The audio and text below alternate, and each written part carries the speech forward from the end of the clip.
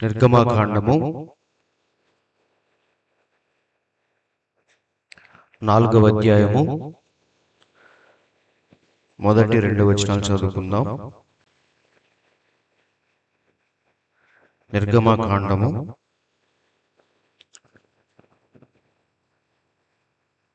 4వ అధ్యాయము మొదటి 2 వచనాలు. అందుకు మోషే, చిత్తగించుము, వారు నన్ను నమ్మరు, నా మాట వినరు.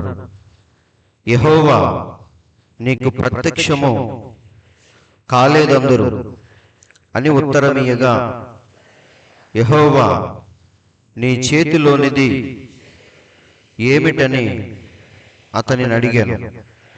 అందుకతడు కర్రానెను. అలాగే అపోస్తుల కార్యముల గ్రంథము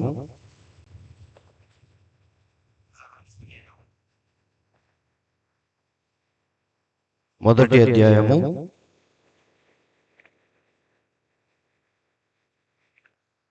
8 నుంచి కొన్ని మాటలు చదువుకుందాం. అపోస్తుల కార్యములు 1వ అధ్యాయము 8 నుంచి. అయినను పరిశుద్ధాత్మ మీ మీదికి వచ్చినప్పుడు మీరు శక్తి నొందెదరు గనుక మీరు యెరూషలేములోను యూదయ సమరయ దేశములందంతటను బూదిగంతముల వరకును నాకు సాక్షులయుందురని వారితో చెప్పాను.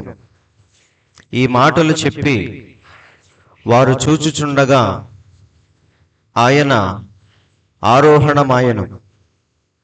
అప్పుడు వారి కన్నులకు కనబడకుండా ఒక మేఘము ఆయనను కొనిపోయెను.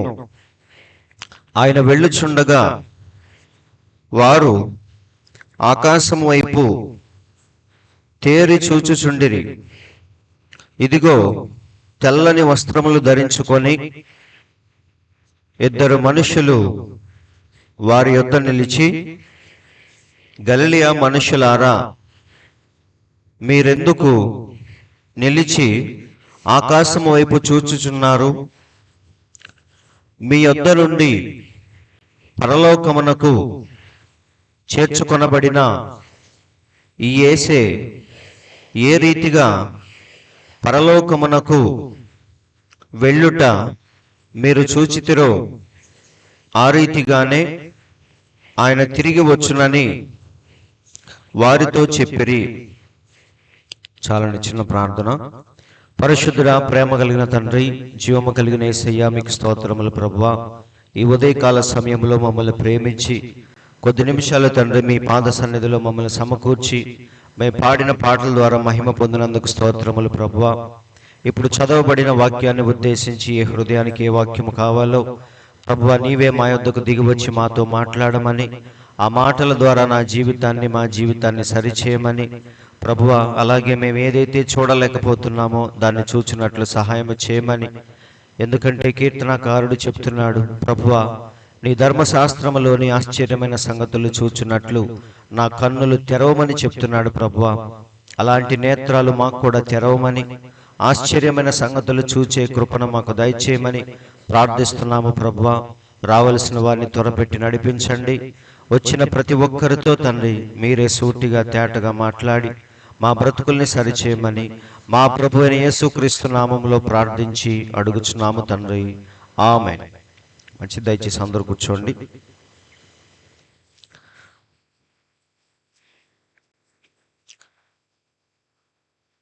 మంచి, దేవుని పరిశుద్ధ నామానికి స్తోత్రములు. మరి ఈ సమయంలో చదవబడిన వాక్య భాగాన్ని ఉద్దేశించి ఈ కాలపు ప్రవక్త బోధించిన మరొక చిన్న అంశం, సిద్ధపాటు, ప్రిపరేషన్ అనే అంశంలో నుండి కొన్ని ప్రాముఖ్యమైన విషయాలు మనం మాట్లాడుకుందాం. మరందరూ వినటానికి సిద్ధంగా ఉన్నారు కదా?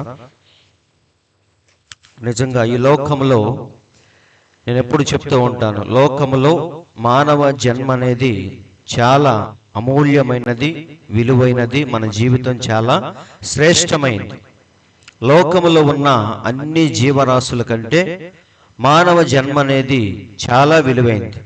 మన దృష్టిలోనే కాదు, దేవుని దృష్టిలో కూడా అది చాలా విలువైంది. అందుకే మరి దేవుడు దేనికి ఇవ్వనంత ప్రాముఖ్యత కేవలం మనిషికి మాత్రమే ఇచ్చాడు. ఈ సృష్టిని ఎవరి పాదాల కింద పెట్టాడంటే మనిషి యొక్క పాదాల కింద పెట్టాడంట. అవునా? కాబట్టి దేవుడు మనిషికి ఇచ్చిన వాల్యూ చాలా గొప్పది. అయితే విలువైన జీవితాన్ని మరి మనుషులు ఎలా గడుపుతారంటే, ఇంత విలువైన జీవితాన్ని వృధా చేయకూడదు అనే ఆలోచన ప్రతి ఒక్కడికి ఉంటుంది. అవునా? ఇంత విలువైన శ్రేష్టమైన జీవితాన్ని, ఆయుష్కాలాన్ని దేవుడు మనకి ఇచ్చినప్పుడు దాన్ని వ్యర్థముగా మాత్రం గడిపేయకూడదు అని చాలా మంది అనుకుంటారు. కాబట్టి చాలా మంది ఏంటంటే దాన్ని ఎంజాయ్ చేయాలి అనుకుంటారు. దేవుడిచ్చిన జీవితాన్ని అలా గడిపేయకుండా ఏదో ఒకటి చేయాలి, మనం దాన్ని పూర్తిగా అనుభవించాలి, ఎంజాయ్ చేయాలి, బాగా చదువుకోవాలి, సంపాదించాలి, గొప్ప పేరు తెచ్చుకోవాలి, ఇలా జీవితాన్ని గడపాలని చాలా మంది అనుకుంటారు. కానీ అందరికీ తెలియని విషయం ఏంటంటే, చాలా మందికి మనందరం కూడా ఈ భూమి మీదకి ఒక చోటు నుంచి ఇక్కడికి వచ్చాం, మళ్ళీ తిరిగి మరొక చోటికి మనం వెళ్ళాలి. ఈ విషయాన్ని అందరూ గుర్తుపెట్టుకోవాలి. ఈ భూమి మీదకి మనం ఎక్కడి నుంచో వచ్చాం, తల్లిదండ్రుల కంటే మనం రాలేదు. అవునా? వారు పెళ్లి చేసుకుంటే మనం పుట్టలేదు, కానీ మనం ఏదో లోకము నుండి ఇక్కడికి వచ్చాం, మళ్ళీ తిరిగి వేరొక లోకానికి మనం ఖచ్చితంగా వెళ్ళాలి. ఈ విషయాన్ని ప్రతి ఒక్కరు గుర్తుపెట్టుకోవాలి. అంతేగాని విలువైన జీవితాన్ని చక్కగా ఎంజాయ్ చేసి అనుభవించి చనిపోయేదానికి కాదు. ఒక పర్పస్ అనేది ఉంది. మనం చెప్పా నేను, దేవుడు ప్రతి వస్తువును దాని పని నిమిత్తము కలుగ చేశాడు అని.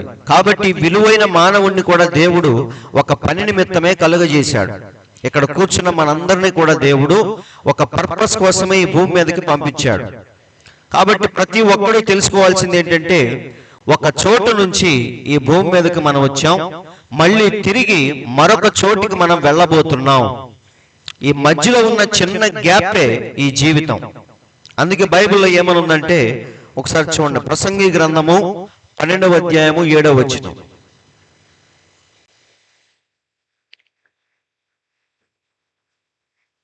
ప్రసంగి గ్రంథము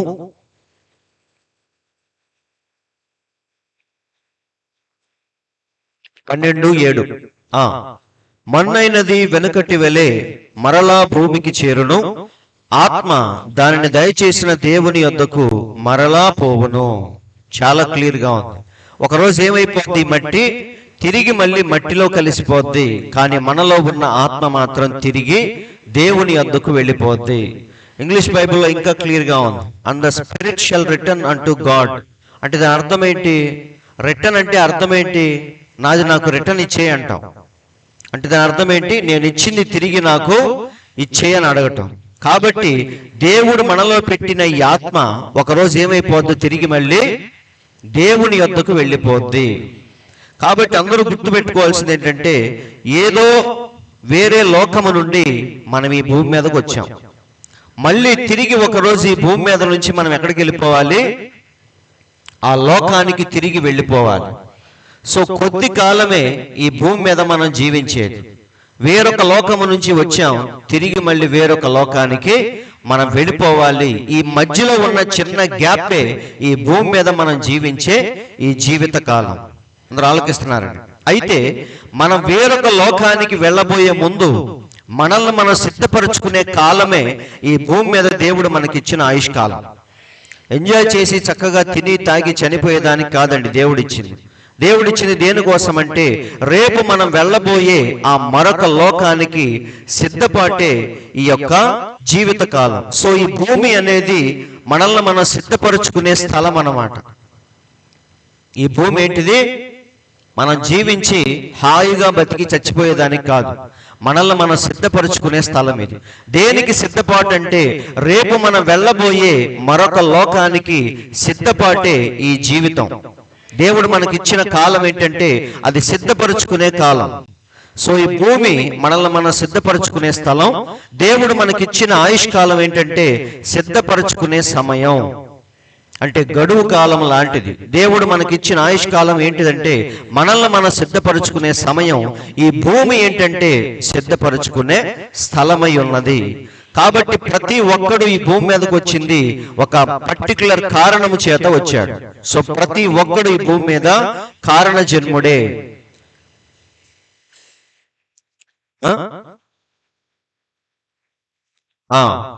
కాబట్టి ఈ జీవితం అనేది ప్రతి ఒక్కడికి ఒక సిద్ధపాటు.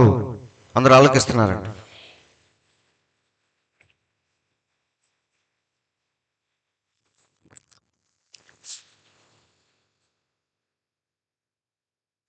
హలో. కాబట్టి జీవితం ఏంటి చెప్పండి? ఒక సిద్ధపాటు. ఈ భూమి మీద అన్నిటికీ కూడా ఒక సిద్ధపాటు అనేది ఖచ్చితంగా ఉంటుంది. ఏ పని చేయాలన్నా సరే ఒక సిద్ధపాటు అనేది ప్రతి దానికి అవసరం. అంతెందుకు, మీరు పొద్దున్నే చర్చికి రావాలన్నా ఇంటి దగ్గర ఏం చేయాలి? సిద్ధపడాలి. రాత్రి నుంచే మీరు ఆ ప్రయత్నాల్లో ఉంటారు. పొద్దున్నే ఏం చేయాలి, ఎప్పుడు లేవాలి, ఏం వండుకోవాలి, త్వరగా 8 ఎలా చర్చికి వెళ్ళాలని ముందుగా నువ్వు సిద్ధపడితే తప్ప ఇక్కడికి రాలేవు. అవునా? జీవితంలో అన్నిటికీ ఒక సిద్ధపాటు అనేది ఉంటుంది. ప్రిపరేషన్ లేకుండా ఏది మనం చేయలేం. అవునా? అంతెందుకు, స్కూల్లో పిల్లలు కూడా పరీక్షలు రాయాలంటే వారు ఏం చేస్తారు? కొద్ది కాలం నుంచి వాళ్ళు ప్రిపేర్ అవుతూ ఉంటారు, సిద్ధపడతా ఉంటారు. ప్రిపరేషన్కి హాలిడేస్ కూడా ఇస్తారు. అంటే సెలవుల్లో ఇంటికి వెళ్ళి వాళ్ళు ఏం చేయాలి? పుస్తకాలన్నీ తీసి ప్రిపేర్ అయ్యి అప్పుడు పరీక్షలకి అటెండ్ అవుతారు. ఇప్పుడు ఎవడు ఎంత బాగా ప్రిపేర్ అయ్యాడో దాన్ని బట్టే పరీక్షలు అనేవి ఆధారపడి ఉంటాయి. అవునా? అందరూ రాస్తారు రాయటానికి, కానీ ఎవరైతే బాగా సిద్ధపడ్డారో వారు మాత్రమే మంచి మార్కులతో పాస్ అవ్వగలరు. అవునా కాదా? ఇలా అన్నిటికీ లోకంలో ఏముంటుంది?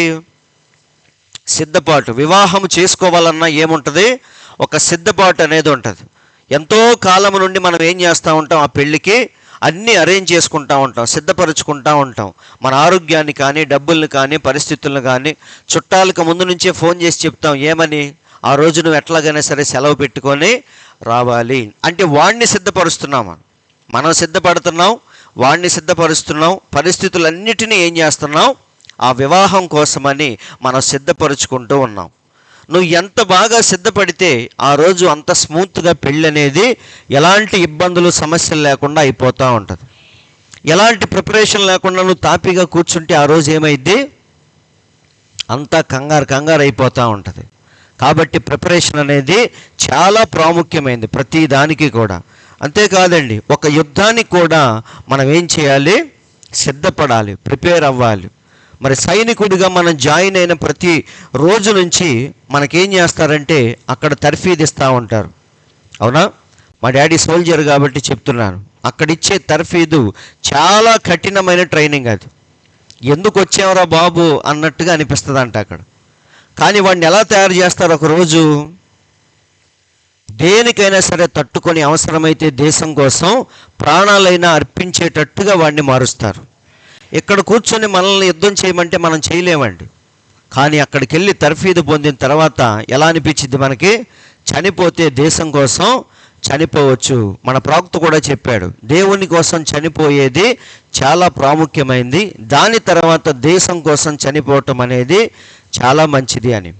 కాబట్టి సహోదరులారా, వారు కూడా ఏం చేస్తారంటే అక్కడ మనకి యుద్ధానికి సంబంధించిన తర్ఫీదును మనకి ఇస్తూ ఉంటారు. ఇలా లోకములో అన్నిటికీ కూడా ఒక సిద్ధపాటు, ఒక ప్రిపరేషన్ అనేది కంపల్సరీగా ఉంటుంది. ప్రిపరేషన్ లేకుండా మనం దేన్ని కూడా ఎదుర్కోలేము. చిన్న సమస్యను కూడా సిద్ధపాటు లేకుండా మనం దేన్ని కూడా ఫేస్ చేయలేము. కాబట్టి ఈ లోకములు అన్నిటికీ ఏముంది?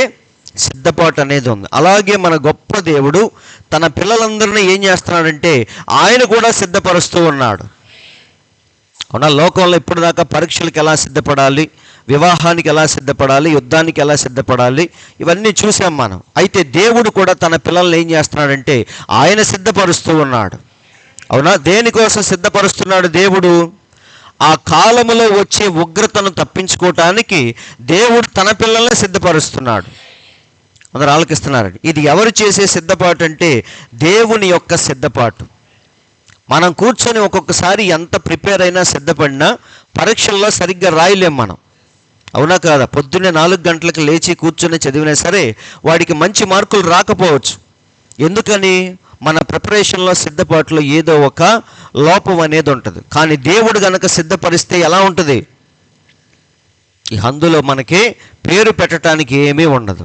కాబట్టి దేవుడి లోకంలో తన పిల్లలందరినీ కూడా ఒక భయంకరమైన ఉగ్రతను తప్పించుకోవటానికి ఆయన మనల్ని ఇక్కడ సిద్ధపరుస్తూ ఉన్నాడు.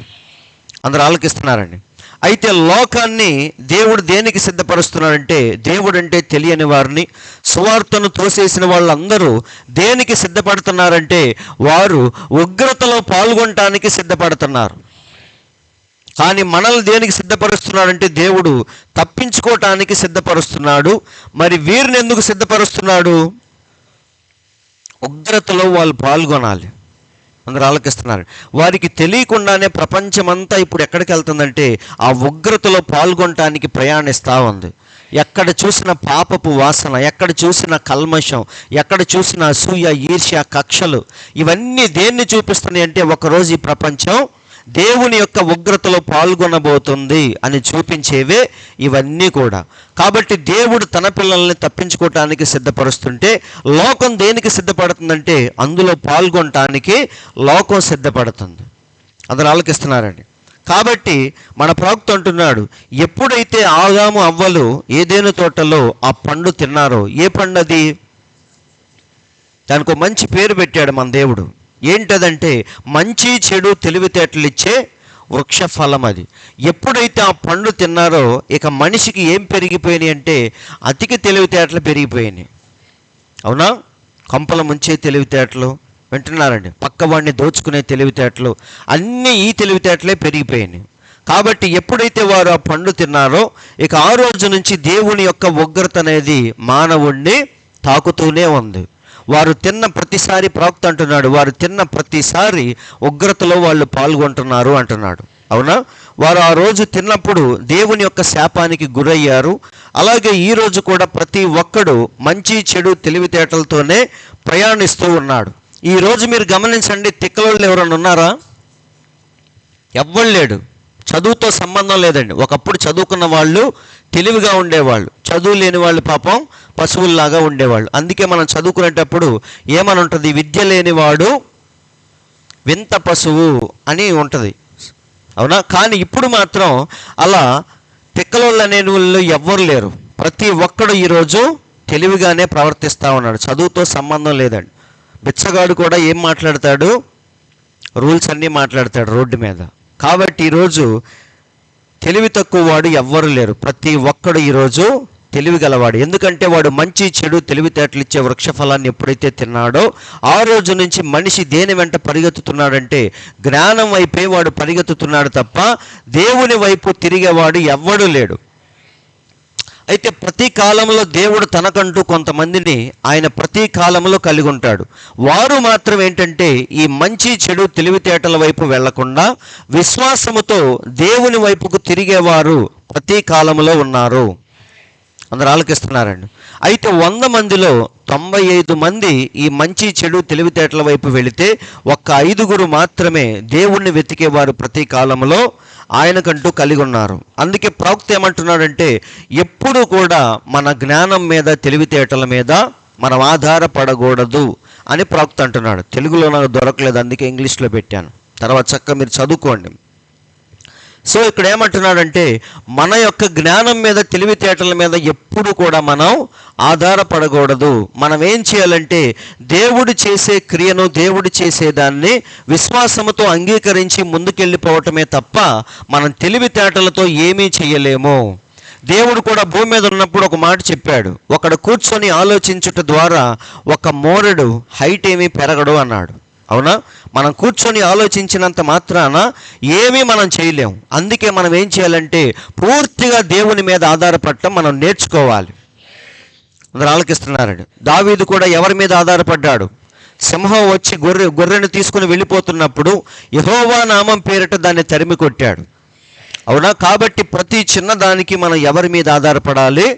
దేవుని మీద ఆధారపడాలి. అందుకే బైబిల్లో చక్కని మాట ఉంది, ఏమనంటే, నేను జ్ఞానిని కదా అని నీవనుకొనవద్దు, నేను బాగా తెలివైనోడిని అని ఎవ్వడూ అనుకోవద్దు అని బైబిల్లో ఉంది. సామెతల గ్రంథం 3:7. నేను జ్ఞానిని కదా అని నీవనుకొనవద్దు, యెహోవా యందు భయభక్తులు కలిగి చెడుతనమును విడిచిపెట్టుము.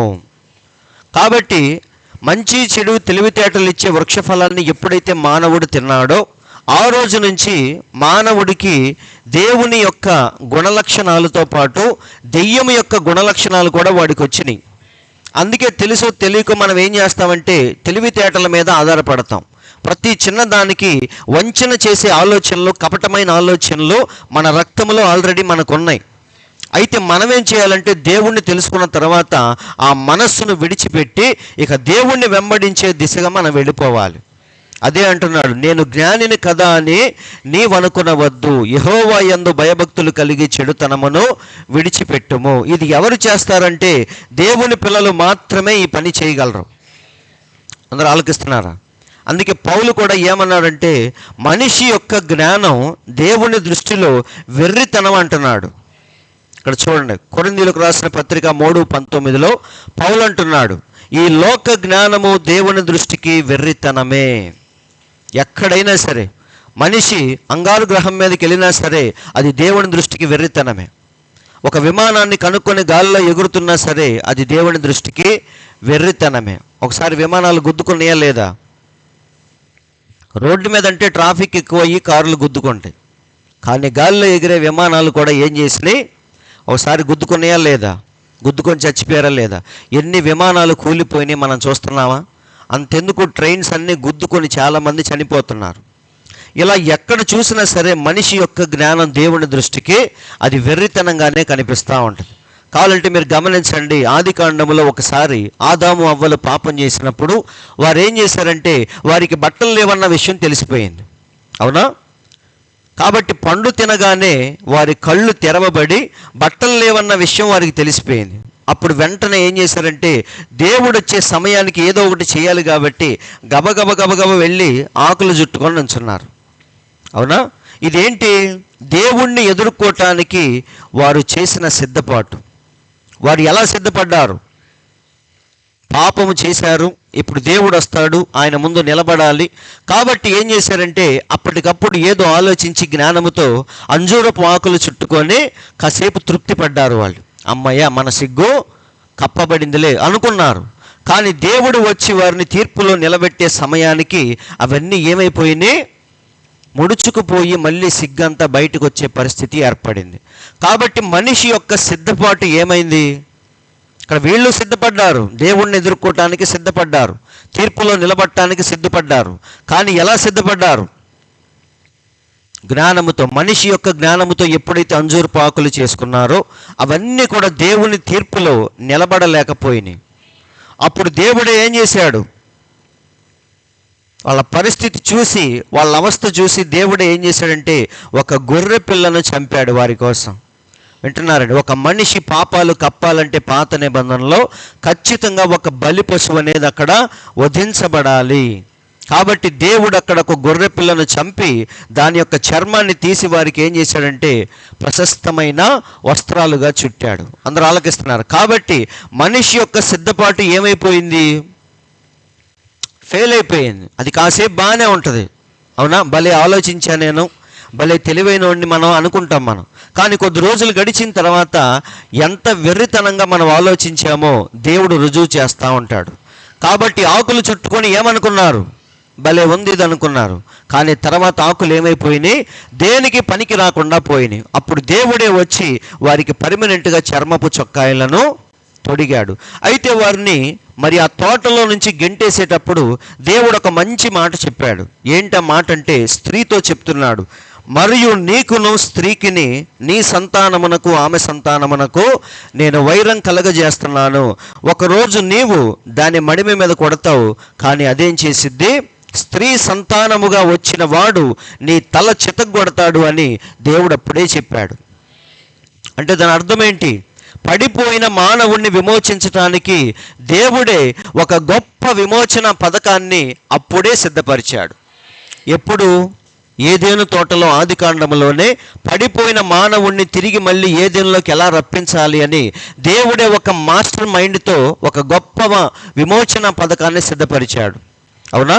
ఆ విమోచన పథకంలో భాగమే దేవుడు వచ్చి ఆ తలను చితగొట్టడం. కాబట్టి ఇదంతా ఏంటి? దేవుని యొక్క విమోచన పథకం. అందరూ ఆలోచిస్తున్నారండి. అయితే గమనించండి, దేవుని యొక్క విమోచన పథకంలో మనందరం కూడా భాగస్థులుగా ఉండాలి. అవునా? ఇప్పుడు మొదటి ఆదాము ఏం చేశాడంటే ఈ సృష్టిని తీసుకెళ్ళి దెయ్యం చేతిలో పెట్టేశాడు. మళ్ళీ ఆ దెయ్యం చేతిలో నుంచి లాక్కోటానికి రెండవ ఆదాముగా మన ప్రభువైన యేసుక్రీస్తు భూమి మీదకి రాబోతున్నాడు. ఆ విషయాన్ని ఏదైనా తోటలో అప్పుడే దేవుడు చెప్పాడు. అవునా? ఆదాము చేతిలో నుంచి నువ్వు ఏదైతే లాక్కున్నావో నీ చేతిలో నుంచి మళ్ళీ నేను దాన్ని లాక్కుంటాను అని దేవుడు ఆది కాండంలోనే చెప్పాడు. అదే విమోచన పథకం. ఈ విమోచన పథకంలో మనందరం ఏమవ్వాలంటే భాగస్వాములుగా ఉండాలి. అవునా? అందులో మనందరం ఎవరిమే? క్యారెక్టర్స్. మనం దేవుని యొక్క గొప్ప ఈ డ్రామాలో విమోచన పథకంలో మనందరం కూడా పాత్రలమే. అవునా? ఎవరి పాత్ర వాళ్ళు పోషించాలి. అయితే ఇక్కడ మనం ఏం చేయాలంటే ఈ స్క్రిప్ట్ అంతా ఎవరిదంటే దేవుంది. అవునా? పాపం ఆదాము చేతిలో పెడితే ఆదాము ఏం చేశాడు? దుష్టుని యొక్క కపటమైన మనసు వాడు అర్థం చేసుకోలేకపోయాడు. అందరూ ఆలోకిస్తున్నారండి. ఎదురుగా వచ్చే శత్రువుని మనం ఎలాగైనా జయించవచ్చు, కానీ నమ్మి మోసం చేసేవాడిని పసిగట్టడం చాలా కష్టమే.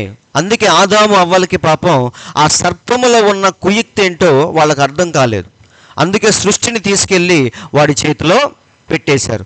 అందుకే దేవుడు మళ్ళీ రెండవ ఆదాముగా వచ్చి వాడి కుయుక్తులన్నీ దేవునికి తెలుసు కాబట్టి ఎక్కడా కూడా రాజీ పడకుండా మళ్ళీ దేవుడు ఆ సృష్టిని వాడి చేతిలో నుంచి ఎలా లాక్కోబోతున్నాడో చూపించేదే ఈ విమోచన పథకం.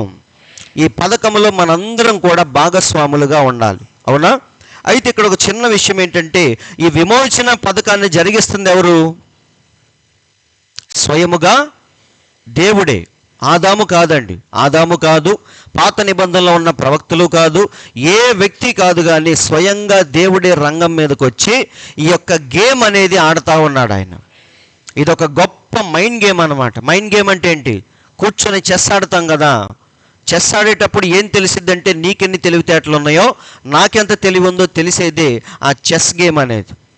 అలాగే ఈ యొక్క గొప్ప గేమ్ ప్లాన్లో మన దేవుడే స్వయంగా ఏం చేస్తున్నాడంటే దెయ్యముతో పాటు మన దేవుడు ఆడుతూ ఉన్నాడు. అవునా? వాడేసే ఎత్తులు పై ఎత్తులన్నీ కూడా మన దేవుడు ఏం చేస్తున్నాడు? సునాయాసంగా వాటిని దాటుకుంటూ అసలైన దాని యొద్దకు మన దేవుడు వెళతా ఉన్నాడు. ఇదే గొప్ప విమోచన పథకం. ఇందులో మనందరినీ దేవుడు ఏం చేశాడంటే ప్లేయర్స్గా ఆయన ఎన్నుకున్నాడు. మన కెప్టెన్ మాత్రం దేవుడే, మన కమాండర్ మాత్రం దేవుడే, కానీ మనందరం కూడా అందులో భాగస్వాములుగా ఉన్నాం. అయితే ఇక్కడ ఒక గొప్ప విషయం ఏంటంటే దేవుడు ఇదంతా జరిగిస్తున్నాడు కాబట్టి మనం ఏం చేయాలంటే దాన్ని సైలెంట్గా యాక్సెప్ట్ చేయాలి తప్ప మధ్యలో మనం నుంచొని ప్రభువా ఇది ఎందుకు ఇలా చేస్తున్నావు, అది ఎందుకు అలా చేస్తున్నావు, వాడు ఎందుకు ఇలా కట్టమన్నావు అని చెప్పేసి మనం తిరిగి దేవుడిని ప్రశ్నలు అడగకూడదు. ఇక్కడ ఒక చిన్న విషయం మీరు గుర్తుపెట్టుకోవాలి. ఈ విమోచన పథకాన్ని స్వయంగా జరిగిస్తుంది ఎవరు? దేవుడే. దేవుడు ఎవరికో అప్పగించలేదండి. ఎందుకంటే ఒకసారి ఆదాముకు అప్పగించి దాన్ని పోగొట్టుకున్నాడు దేవుడు. అందుకే ఈసారి మన దేవుడే స్వయంగా దిగి వచ్చి ఆ దెయ్యముతో ఆ గేమ్ అనేది ఆడుతూ ఉన్నాడు. అవునా? ఇందులో భాగంగా మనం ఏం చేయాలంటే దేవుడు చేసే ప్రతి దాన్ని కూడా మనం యాక్సెప్ట్ చేయాలి, అంగీకరించాలి, వెళ్ళిపోతూ ఉండాలి. ఆయన అడుగు జాడల్లో నడుచుకుంటూ వెళ్ళిపోవాలి. ప్రభువా ఇది ఎందుకు అది ఎందుకు అన్నామంటే మాత్రం మధ్యలో ఏమైపోద్ది? ఆ సిస్టమ్ అంతా ఏమైపోద్ది? ఖరాబ్ అయిపోతూ ఉంటుంది. అందుకే గొప్ప దేవుడు ఏం చేశాడంటే ఎవరైతే మరి గొర్రెల్లాగా దేవుణ్ణి వెంబడిస్తారో వారిని మాత్రమే ఈ విమోచన పథకములో భాగస్వాములుగా వారినే దేవుడు పిలిచాడు. అవునా? ఎంతోమంది ఉన్నారు తెలివి గలవాళ్ళు, కానీ దేవుడు ఎవరిని ఎన్నుకున్నాడు? ఎందుకు పనికిరాని మనల్ని దేవుడు ఎన్నుకున్నాడు. ఎందుకంటే మనం మాత్రమే ఆ విమోచన పథకంలో సైలెంట్గా ఆయన అడుగు జాడల్లో నడుచుకుంటూ వెళ్ళిపోతాం. మధ్యలో ప్రభువా ఇదేంటి అదేంటి అని మనం అడగకూడదని బైబిల్లో చాలా స్పష్టంగా ఉంది. ఒకసారి మనందరికీ తెలుసు, ఇశ్రాయేలీయులందరూ బయలుదేరినప్పుడు మరి ఎర్ర సముద్రం అడ్డుగా వచ్చింది. వెనక ఫరో సైన్యం వారిని వెంబడిస్తూ ఉంది. అప్పుడు అందరూ కంగారు పడిపోయి మోషే దగ్గరికి వెళ్ళినప్పుడు మోషే ఒక గొప్ప మాట చెప్పాడు. చూడండి, నిర్గమకాండము 14:13 నుంచి. మరి ఇశ్రాయేలీయులందరూ ఆ రోజు భయపడిపోయి తిరిగి మళ్ళీ ఐగుప్తీయుల కాళ్ళ వేళ్ళ పట్టుకొని లోబడిపోదాం, లొంగిపోదాం, తిరిగి ఐగుప్తుకు వెళ్ళిపోదామని సన్నాహాలు చేస్తా ఉన్నారు. ఎందుకంటే ఎదురుగా చూస్తే ఎర్ర సముద్రం, వెనక చూస్తే ఫరో సైన్యం. ఎక్కడ చస్తే కుక్క చావే మనకి, కాబట్టి మనం ఏం చేద్దాం, వారి కాళ్ళు పట్టుకొని క్షమించమని వేడుకుందాం అని ఎప్పుడైతే అందరూ భయపడిపోయి మోషే దగ్గరికి వచ్చారో అప్పుడు మోషే ఏమంటున్నాడో చూడండి. అందుకు మోషే, భయపడకుడి, యెహోవా మీకు నేడు కలుగజేయు రక్షణను మీరు ఓరక నిలబడి చూడండి. చాలా ప్రాముఖ్యమైన విషయం ఇది, అవునా? ఇప్పుడు దేవుడు ఏదో చేయబోతున్నాడు, అదేంటో నాకు కూడా తెలియదు, కానీ జరిగించే దాన్ని మనం ఏం చేయాలి, ఓరక నిలబడి చూడాలి. సముద్రం ఎలా చీలిద్ది, అగ్నిస్తంభంగా ఎలా వస్తాడు దేవుడు, ఫరో సైన్యాన్ని ఎలా ముంచుతాడు అని మనం తిరిగి దేవుడిని క్రాస్ క్వశ్చన్లు అడుగుతూ ఉంటే అది జరగదు. ముందు పిల్లలు మనం ఏం చేస్తాం చెప్పండి, అప్పుడప్పుడు మనం వచ్చి ఏదో చేస్తూ ఉంటే డాడీ ఇదేంటి అదేంటి అని విసిగిస్తున్నాడు అనుకో, మనం ఏం చేస్తాం, వాడికి కూర్చోబెట్టి చెప్పలేము, ఎందుకంటే చెప్పినా కానీ వాడికి అర్థం కాదు, అవునా? ఇప్పుడు నేను వచ్చి ఆ మైక్ సెట్లు అన్నీ పెడతా ఉంటాను, శ్యామ్ వచ్చి అడుగుతాడు, డాడీ ఏంటి చేస్తున్నావు అని, అడిగి చెప్తానా? ఒకవేళ చెప్పిన అర్థమైద్దా? అది మిక్సర్ అని, అది యాంప్లిఫైయర్ అని, ఇది ప్రొజెక్టర్ అని వాడికి చెప్పలేను, దాని నుంచి దీనికి ఎలా కనెక్షన్ ఇవ్వాలో నేను చెప్పలేను, చెప్పినా వాడికి అర్థం కాదు. అప్పుడు మనం ఏం చేస్తాం, నీకు తెలియదులే వెళ్ళి కూర్చో అంటాం, అవునా కాదా? అదేనా చెప్పేది? కాబట్టి ఇక్కడ మోషే కూడా ప్రజలతో అదే అంటున్నాడు, ఏమని, భయపడవద్దు, యెహోవా మీకు నేడు కలుగజేయు రక్షణను మీరు ఓరక నిలబడి చూడండి. దేవుడు ఏదో చేయబోతున్నాడు, నాకు కూడా తెలియదు, అవునా? కానీ ఖచ్చితంగా దేవుడు మనల్ని అయితే రక్షించబోతున్నాడు, వారినైతే చంపేయబోతున్నాడు, కానీ అది ఎలా చేస్తాడనేది ఎవ్వరికీ తెలియదు. కాబట్టి మనం ఏం చేయాలి, ఆయన చేసే రక్షణను ఓరక నిలబడి దాన్ని చూడాలి, యాక్సెప్ట్ చేయాలి, అంగీకరించాలి, దాన్ని వెంబడించాలి తప్ప నిలబడి ప్రభువా ఇది ఎలా అది ఎలా అని అడిగితే మాత్రం గేమ్ ప్లాన్ ఏమైపోద్ది, మధ్యలో ఆగిపోతూ ఉంటుంది, ఖరాబ్ అవుతూ ఉంటుంది. మన వల్ల ఖరాబ్ అవ్వకుండా మనం చూసుకోవాలండి. అందుకే మోషే అంటున్నాడు, ఏమని, మీరు జస్ట్ నిలబడి జరిగేదాన్ని చూడండి. మీరు నేడు చూచిన ఐగుప్తీయులను ఇక మీదట ఎన్నడూనూ చూడరు. సైన్యాన్ని చూసి మీరు భయపడుతున్నారు, అవునా? వారి రథాలను చూసి, గుర్రాలను చూసి గుండెలు ఏమైపోతున్నాయి, హడలెత్తిపోతున్నారు. కానీ ఈరోజు మీరు చూసిన ఐగుప్తీయులను ఇక జీవితంలో ఎన్నటికీ చూడరు. దేవుడు అలా చేయబోతున్నాడు, కానీ ఎలా చేస్తాడు అనేది మాత్రం ఎవ్వరికీ తెలియదు, అవునా? కాబట్టి మనం ఏం చేయాలి, యెహోవా మీ పక్షమున యుద్ధము చేయును. దేవుడు ఏం చేస్తాడంట మన పక్షాన, కాబట్టి యుద్ధం చేసేది మనం కాదు, దేవుడే మన పక్షాన ఉండి యుద్ధము చేయబోతున్నాడు. మనం చేయాల్సింది ఏంటి చూడండి, ఇక్కడ చూడండి, యెహోవా మీ పక్షమున యుద్ధము చేయును, మీరు మాత్రం ఊరకయే ఉండవలెను. అది చాలా కష్టం మనిషికి, అవునా? పిల్లలు కూడా అరే సైలెంట్గా ఉండంటే ఉండలేడు, అవునా? కాబట్టి ప్రతి మనిషి ఏంటంటే వాడిని సైలెంట్గా ఉండమంటే వాడు ఉండలేడు.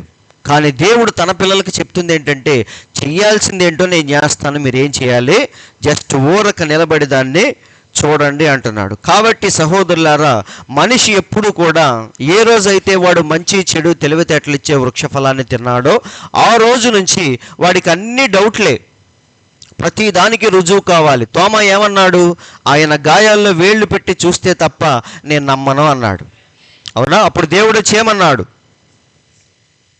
సరే వచ్చి చూడు, కానీ చూడక నమ్మిన వారు ధన్యులు అని చెప్పాడు. నువ్వు చూసి నమ్మావు, అందులో పెద్ద విశేషమేమి లేదు, అవునా? చూసినోడు ఎవడైనా నమ్ముతాడు, అవునా కాదా?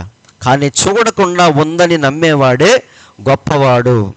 కాబట్టి సహోదరులారా, ఏ రోజైతే మనిషి మంచి చెడు తెలివితేటలు ఇచ్చే వృక్షఫలాన్ని వాడు తిన్నాడో ఆ రోజు నుంచి మనకి అన్ని డౌట్లే, ప్రతి దాంట్లో డౌట్లే, ఆఖరికి వాక్య విషయంలో కూడా ప్రతి దానికి డౌటే. ఒక ఆయన అంటున్నాడు, లూసిఫర్ని తయారు చేసింది ఎవరు, దేవుడే కదా.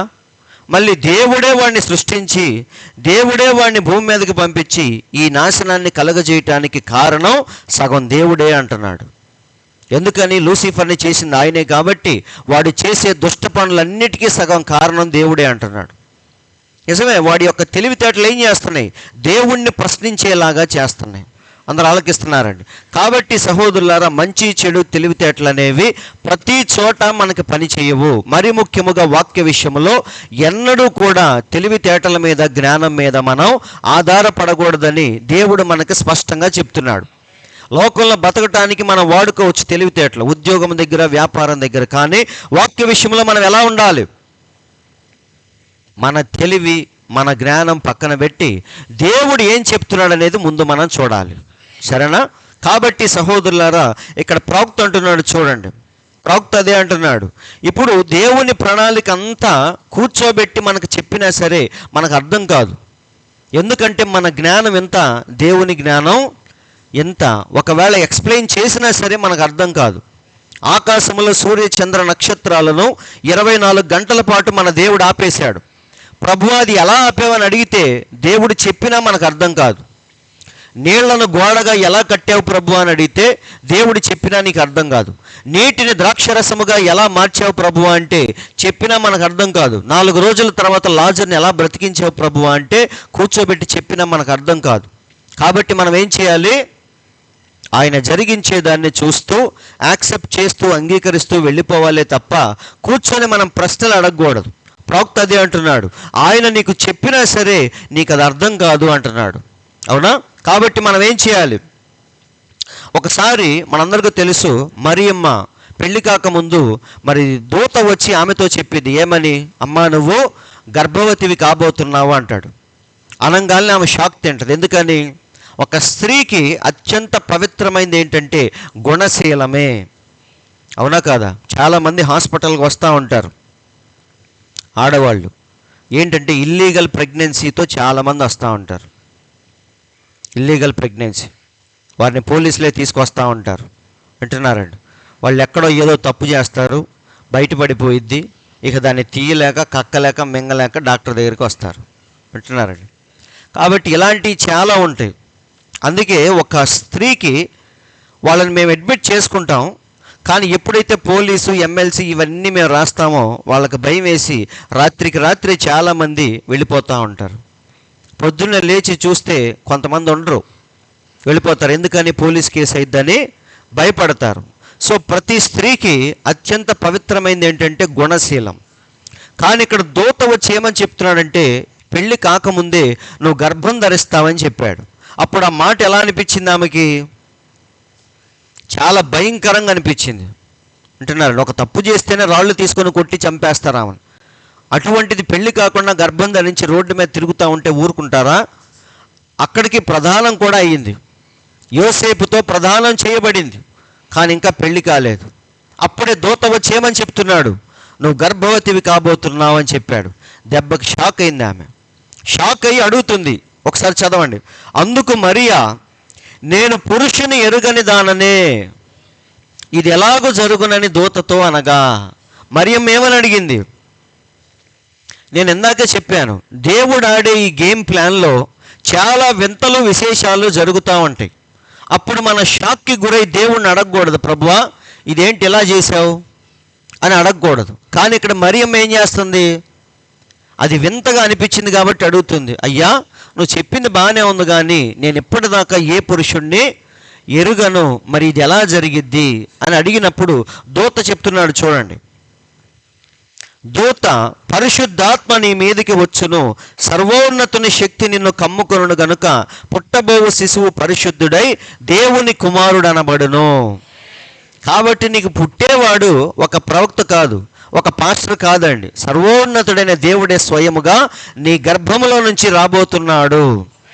కాబట్టి ఎవరో ఇద్దరు కలుసుకుంటే పుట్టేవాడు కాదు మన దేవుడు ఆయన. అవునా? కాబట్టి ఎప్పుడైతే ఈ విషయాలన్నీ చెప్పాడో అప్పుడు మరియ ఏమంది? ఇదేదో కొంచెం తేడాగా ఉంది, వద్దులే ఇంకొకరిని చూసుకో అని చెప్పిందా? లేదండి. మరియ ఏమందో చూడండి. అందుకు మరియ 38వ వచనం, అందుకు మరియ, ఇదిగో ప్రభు దాసురాలను, నీ మాట చొప్పున నాకు జరుగునుగాక. చాలా అద్భుతమైన మాట అండి. ఇప్పుడు దేవుడు ఆడే ఈ గేమ్లో చాలా వింతలు, విశేషాలు జరుగుతూ ఉంటాయి. అవునా? ఒకసారి ప్రవక్తను ఏమంటాడంటే దేవుడు బట్టలన్నీ ఇప్పేసి దిగంబరిగా పడుకో అంటాడు. అప్పుడు ప్రవక్త ఏం చేయాలి? ఒక ఆయనతో ఏమన్నాడంటే, నువ్వు వెళ్ళి ఒక వేశ్యను పెళ్లి చేసుకొని పిల్లలను కను అని చెప్తాడు.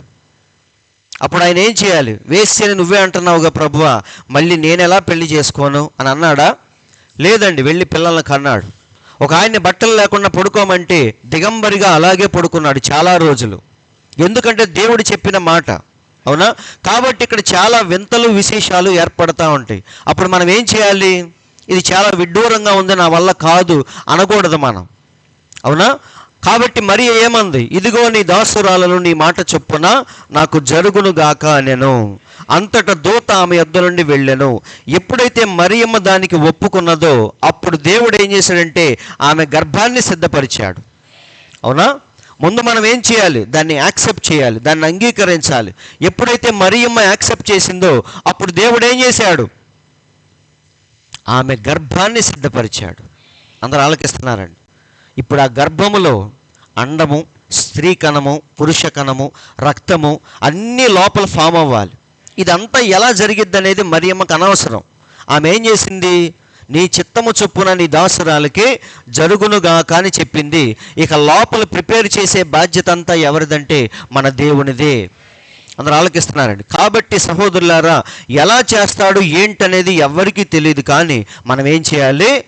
ప్రభువా, నీ చిత్తము చొప్పున నా జీవితంలో జరిగించు, దాన్ని నేను అంగీకరించడానికి సిద్ధముగా ఉన్నా అని మనం చెప్పాలి. అలా చెప్పకపోతే దేవుడు ఏ పని కూడా చేయలేడండి.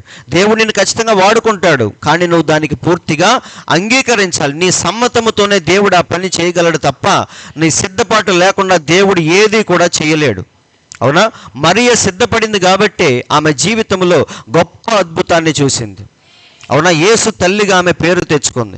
అలాగే మనం చూసుకుంటూ వెళితే నోవాహు కూడా ఏం చేశాడు? సిద్ధపడుతున్నాడా లేదా? ముందు మనస్సును సిద్ధం చేసుకోవాలి. తెలుసా? ఇక్కడ అంగీకరించకుండా మనం ఏ పని చేయలేము. కాబట్టి నోవాహు ఏం చేశాడంటే, జలప్రళయం వచ్చింది అంటే దాన్ని పూర్తిగా ముందు నమ్మాడు ఆయన. కానీ ఆ రోజు ఎవ్వరూ ఆయన నమ్మలేదు. అందుకే పౌలు అంటున్నాడు చూడండి, హెబ్రీలకు రాసిన పత్రికలో, విశ్వాసమును బట్టి నోవాహు అది వరకు చూడని సంగతులను గూర్చి దేవుని చేత హెచ్చరింపబడి, అది వరకు చూడని సంగతులు, చాలా జాగ్రత్తగా చూడాలి, అప్పటిదాకా ప్రపంచంలో వర్షం అనేది కురవలేదని పౌలు చెప్తున్నాడు. ఆది కాండంలో కూడా ఉంది, నేను మీకు ఆల్రెడీ చదివించాను. అది వరకు పొలమందలి ఏ చెట్టును మొలవలేదు, ఏలయనగా నేలను సేద్యపరచుటకు నరుడు లేడు అని బైబిల్లో చక్కగా రాయబడింది. దాని తర్వాత దేవుడు ఏం చేశాడంటే నేల మంటితో నరుని నిర్మించి జీవవాయువును ఊది జీవాత్మగా దేవుడు మార్చాడు. అవునా? కానీ దాని ముందు వరకు అసలు దేవుడు ప్రపంచంలో వర్షం అనేది కురిపించలేదు. అందుకే పౌలు అంటున్నాడు, విశ్వాసమును బట్టి నోవాహు అది వరకు చూడని సంగతులు, అంటే అప్పటిదాకా వర్షం కురవటం అనేది ఎవ్వరూ చూడలేదు. సో కని విని ఎరగని విషయాన్ని దేవుడు ఇప్పుడు జరిగించబోతున్నాడు. అవునా? అప్పటిదాకా ఏ మనిషి చూడలేదు పైనుంచి వర్షం రావటం. కానీ దేవుడు ఇప్పుడు వర్షం కాదు కానీ ఒక గొప్ప ప్రళయాన్ని దేవుడు తీసుకురాబోతున్నాడు. సో ఆ విషయమును గురించి ముందు నోవాహు ఏం చేశాడు? అంగీకరించాడా లేదా? అంగీకరించాడు. కాబట్టి అహోరాత్రులు కష్టపడి ఆయన ఏం చేస్తున్నాడు? పాపం ఉన్నదంతా అమ్ముకుంటున్నాడు. ఎందుకంటే ఓడ కట్టడం అంటే మామూలు విషయం కాదండి. బాత్రూమ్ కట్టడం కాదు, 2 రోజులు అవగొట్టేయటానికి టాపీ మేస్త్రిని పిలిచి అదేం చేయాలి? ఆయన జీవితాన్నే ఖర్చు చేయాలి, ఆస్తిపాస్తులను ఖర్చు చేయాలి. అవునా? శ్రమను ఖర్చు చేయాలి. సో అన్ని ఖర్చు చేసి ధారపోసి ఏం చేస్తున్నాడంటే ఓడను కట్టుకుంటా ఉన్నాడు. 120 సంవత్సరాలు కట్టాడు, 120 సంవత్సరాలు బోధించాడు కూడా. అవునా? మీరు కట్టాల్సిన పని లేదు, జస్ట్ వచ్చి నేను కట్టిన ఓడలో కూర్చోండి అని 120 సంవత్సరాలు బోధించాడు. కానీ వారు నవ్వుకున్నారే తప్ప ఎవ్వడూ అంగీకరించలేదు. ఎందుకు అంటే వారు మంచి చెడు తెలివితేటలు ఇచ్చే వృక్ష ఫలాన్ని తిని ఆ తెలివితేటలతో ఉన్నారు. కాబట్టి నోవాహు చెప్పే మాటలు ఎలా ఉన్నాయి? చాలా వెర్రితనంగా అనిపిస్తా ఉంది. అందుకే నవ్వుకుంటున్నారు. పైనుంచి వర్షం రావటం ఏంటి? ఇప్పటిదాకా మా తాతల కాలం నుంచి అది ఎప్పుడూ జరగలేదు. కానీ నోవాహు మాత్రం పైనుంచి ప్రళయం వచ్చిందని చెప్తున్నాడు. ఆస్తి అంతా కరగదీసి ఓడను కట్టుకుంటున్నాడు. అది కూడా ఎక్కడ కడుతున్నాడు? సముద్ర తీరములో కాదు, మనుషులు తిరిగే జనసంచారము చేసే మనుషుల దగ్గర కడుతున్నాడు. అవునా? కాబట్టి సహోదరులారా, ఆయన చేసే పని వెర్రితనంగా ఉంది, ఆయన చేసే బోధ వెర్రితనంగా ఉంది, ఆయన జీవితమే వెర్రితనంగా ఉంది. 120 సంవత్సరాలు మరి ఆ యొక్క మనుషుల యొక్క అవమానాన్ని భరించాడు నోవాహు. అవునా? అయితే మీరు గమనించండి, ఎవ్వరు ఓడ దగ్గరికి రాలేదు, కానీ గొప్ప దేవుడు ఏం చేశాడంటే జంతువుల్ని హెచ్చరించాడంట. మనుషులు ఏం చేశారు? నవ్వుకున్నారు. కానీ గొప్ప దేవుడు ఏం చేశాడంటే ప్రతిసారి ప్రకృతిని మాత్రం ఆయన హెచ్చరిస్తూ ఉంటాడు. మనిషి దేవునికి ఎప్పుడు లోబడ్డం, కానీ ప్రకృతి మాత్రం దేవునికి ఎప్పుడు లోబడుతూనే ఉంటుంది. ఎందుకంటే దానికి తెలుసు నా సృష్టికర్త ఆయన అని. కానీ మనిషి మాత్రమే అన్నీ మర్చిపోయి ఇష్టానుసారంగా జీవిస్తూ ఉంటాడు. ఇక్కడ మనుషులందరూ నవ్వుకుంటున్నారు, కానీ జంతువులు మాత్రం చక్కగా జతల జతలుగా వచ్చి ఓడలోకి ప్రవేశిస్తూ ఉన్నాయి. మన ప్రవక్త చక్కని మాట చెప్తున్నాడు. ఏమనంటే వాటిని హెచ్చరించింది ఎవరంటే పరిశుద్ధాత్ముడే హెచ్చరించాడంట. ఇక్కడ చూడండి, తర్వాత మీరు చదువుకోండి. వాటన్నిటినీ హెచ్చరించింది ఎవరంటే పరిశుద్ధాత్మ. ఏదో జరగబోతుంది, ఈ సృష్టి నాశనం అవ్వబోతుందని వాటికి తెలియచేసింది ఎవరంటే స్వయముగా పరిశుద్ధాత్ముడే హెచ్చరించాడు. అందుకే వాటికి తెలియకుండానే జతలు జతలుగా వచ్చి ఓడలోకి ప్రవేశిస్తూ ఉన్నాయి. వింటున్నారండి? కాబట్టి మనిషికి లేని ఇంకిత జ్ఞానం దేవుడు ఎవరికి పెట్టాడు? ప్రకృతికి పెట్టాడు. అవునా కాదా? అందుకే ప్రవక్త చాలాసార్లు చెప్తాడు, ఏదన్నా ఒక గొప్ప ప్రళయం కానీ తుఫాను కానీ రాబోయే ముందు జంతువులు ఏం చేస్తాయంట? వాటికి తెలిసిపోద్ది. మరి ఎలా తెలిసిద్దో దేవుడే చెప్తాడు అనుకుంటా. వాటికి తెలిసిపోద్ది ఇప్పుడు ఏదో జరగబోతుందని. అందుకే అవన్నీ కూడా ముందు మరి మంచి స్థావరాలకి, సేఫ్ ప్లేస్కి వెళ్ళిపోతాయి అంట ముందే. మనిషి మాత్రం గంతులేస్తూ ఉంటాడు, వచ్చినప్పుడు చూద్దాంలే అని. కానీ ప్రకృతి మాత్రం ముందుగానే పరిగెత్తి దాక్కుంటుంది. ఎందుకంటే దేవుడు ఆ జ్ఞానాన్ని జంతువులకు పెట్టాడు. కాబట్టి సహోదరులారు, ఇలా మనం చూసుకుంటూ వెళితే బైబిల్ అంతా కూడా మోషేను కూడా తల్లి ఎన్ని రోజులు కాపాడింది? కష్టపడి కష్టపడి కష్టపడి మొత్తానికి 3 నెలలు కాపాడింది. దాని తర్వాత చేసేది లేక తీసుకెళ్లి నైలు నదిలో విడిచిపెట్టేసింది. అందరూ ఆలకిస్తున్నారండి. నేను మొన్న చెప్పాను, మోషే కారణ జన్ముడని చెప్పానా లేదా? అందుకే మోషేను దేవుడు అడుగడుగునా కాపాడుతూ ఉన్నాడు. అవునా? ఇంటికి చాలాసార్లు వచ్చారు సైనికులు, ఎక్కడేదో పిల్లగాడి ఏడుపు వినిపిస్తుందని చాలామంది వచ్చారు, కానీ దేవుడు ఎప్పుడు కూడా దొరికేటట్టు చేయలేదు. అలాగే ఇప్పుడు తల్లి ఏం చేసిందంటే నైలు నదిలో విడిచిపెట్టింది. కానీ విడిచిపెట్టిన తర్వాత మళ్ళీ దేవుడే ఆయన జాగ్రత్తగా కాపాడుతూ తీసుకెళ్తా ఉన్నాడు. అది వెళ్ళి వెళ్ళి ఎక్కడ చిక్కింది? ఫరో కుమార్తె స్నానం చేస్తుంటే అక్కడికి వెళ్ళింది. అక్కడ కూడా దేవుడు మోషేను కాపాడాడు. మొత్తానికి పెరిగి పెద్దవాడే ఏం చేశాడు ఆయన? మనందరికీ తెలుసు, తల్లి చేతుల్లోనే పెరిగాడు, పెద్దవాడయ్యాడు. సకల విద్యల్లో ఆరితేరి 40 సంవత్సరాలకి ఎలా మారిపోయాడంటే ఎవరికైనా సరే సమాధానం చెప్పేంత గొప్పవాడుగా మారిపోయాడు. అందరూ ఆలకిస్తున్నారండి. ఇక్కడ చూడండి, నెక్స్ట్ ఆ సీట్లో కూర్చునేది ఎవరు? మోషేనే.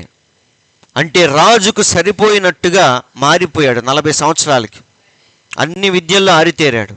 వింటున్నారండి? అంటే ప్రవక్త అంటున్నాడు, చిన్నప్పటి నుండి ఈ లోకాన్ని ఎలా జయించాలో ఆయన అన్నీ నేర్చుకున్నాడు, సిద్ధపడ్డాడు. అవునా? పరీక్షకి వెళ్ళే ముందు మనం ఏం చేస్తాం? ఒకడేం బాగా చదివి సిద్ధపడతాడు, ఒకడేమో కాపీలు మొత్తం రాసుకొని దాచుకొని వాడు సిద్ధపడతా ఉంటాడు. అవునా కాదా? అది సిద్ధపాటే. వింటున్నారు? నా పక్కన ఎవడో చూసుకుంటాడు, వాడిని ముందే వాడితో మాట్లాడుకుంటాడు. అవునా? మధ్యలో బాత్రూమ్కి ఎప్పుడు వెళ్ళాలి, వెళ్ళినప్పుడు వాడు స్లిప్పులు ఎలా తెచ్చుకోవాలి, ఇదంతా కూడా వాడు సిద్ధపడతా ఉంటాడు. కానీ ఒకడేం చేస్తాడు? పొద్దున్నే 4 లేచి సిన్సియర్గా వాడు చదువుతూ ఉంటాడు. ఈ 2 సిద్ధపాటులేనండి. కానీ ఏ సిద్ధపాటు గెలిచిద్ది? ఎవడైతే కష్టపడి చదివాడో వాడికే ర్యాంక్ వచ్చింది. అవునా? ఒక్కొక్కసారి కాపీలు తీసుకెళ్ళినా సరే ఆ కాపీలు కూడా రాయటం సరిగ్గా రాదు. కొంతమందికి చూసి రాసేటప్పుడు కూడా తప్పులు రాస్తూ ఉంటారు. అవునా? కాబట్టి సహోదరులారా, మన సిద్ధపాటు ఎలా ఉండాలి? సరైన రీతిలో ఉండాలి. కాబట్టి మోషే ఇప్పుడు సకల విద్యల్లో ఆరితేరి మొత్తానికి ఇప్పుడు రంగం మీదకు వచ్చాడు. వచ్చి ఏం చేద్దాం అనుకున్నాడు ఆయన? ఇశ్రాయేలుని తన శక్తి సామర్థ్యాలతో రక్షిద్దామని చూశాడు. ఒకసారి చదువుతాను నేను. అపోస్తుల కార్యముల గ్రంథము. మరి పెరిగి పెద్దవాడై మోషే ఏమనుకున్నాడో దేవుడు ఇక్కడ రాస్తున్నాడు.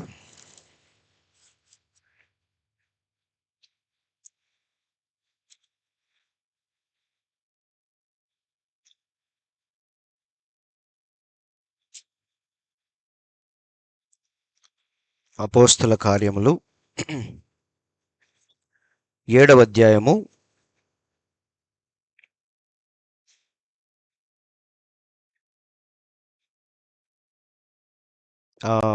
20 నుంచి వరుసనే కొన్ని మాటలు చూద్దాం. అపోస్తుల కార్యములు 7:20 నుంచి. ఆ కాలమందు మోషే పుట్టెను. అతడు దివ్య సుందరుడై తన తండ్రి ఇంట 3 నెలలు పెంచబడెను. తరువాత అతడు బయట పారవేయబడినప్పుడు ఫరో కుమార్తె అతన్ని తీసుకొని తన కుమారునిగా పెంచుకొనెను. మోషే ఐగుప్తీయుల సకల విద్యలను అభ్యసించి మాటల యందును కార్యముల యందును ప్రవీణుడై ఉండెను. అవునా? 40 సంవత్సరాలకి ఎలా మారిపోయాడు ఆయన? ఎవరికైనా సరే చెప్పగల సామర్థ్యాన్ని కలిగి ఉన్నాడు. అప్పుడు మోషే సకల విద్యలను అభ్యసించి మాటల యందును కార్యముల యందును ప్రవీణుడై ఉండెను. అతనికి 40 ఏండ్లు వచ్చినప్పుడు ఇశ్రాయేలీలైన తన సహోదరులను చూడవలనన్న బుద్ధి పుట్టెను. అప్పుడు వారిలో ఒకడు అన్యాయమును అనుభవించుట అతడు చూసి వాణ్ణి రక్షించి బాధపడిన వాని పక్షమున ఐగుప్తీని చంపి ప్రతీకారము చేసెను. మనందరికీ తెలుసు ఆ కథ. ఒకడిని ఏం చేశాడు? ఒక్క గుద్దుకు చంపి ఇసుకలో పాతిపెట్టాడు. పాతిపెట్టి మోషే ఏమనుకుంటున్నాడంటే, ఇప్పుడు చూడండి, తన ద్వారా తన సహోదరులకు దేవుడు రక్షణ దయచేయుచున్న సంగతి వారు గ్రహింతురని అతడు తలంచెను. గాని వారు, ఆయన ఏమనుకున్నాడు? మోషే, ఇలా నేను ఐగుప్తీయులందరినీ చంపి నా పిల్లల్ని సహోదరుల్ని విడిపిస్తాను అనుకున్నాడు. అవునా? కానీ దేవుడు మోషే యొక్క శక్తి సామర్థ్యాలతో వారిని బయటికి తీసుకెళ్లాలనేది దేవుని యొక్క ఆలోచన కాదు. అందరు ఇక్కడే ఉన్నారా? ఇప్పుడు మోషే ఎలా మారిపోయాడు? సకల విద్యల్లో ఆరితేరాడు. ఎవరినైనా సరే కొట్టి చంపేసే అంత శక్తి సామర్థ్యాలతో ఉన్నాడు. కానీ మనిషి యొక్క శక్తి సామర్థ్యాల మీద ఆధారపడి పనిచేసేవాడు కాదు మన దేవుడు. కాబట్టి మోషే యొక్క తెలివితో, మోషే యొక్క జ్ఞానముతో వారిని విడిపిద్దామని దేవుడు ఎప్పుడు అనుకోలేదు. కానీ మోషే ఏమనుకున్నాడంటే, నా టాలెంట్ చూసి నా ప్రజలందరూ ఏమనుకుంటారు? ఆహా, మమ్మల్ని విడిపించబోయేవాడు మోషే అని అందరూ అనుకుంటారని మోషే భావించాడు.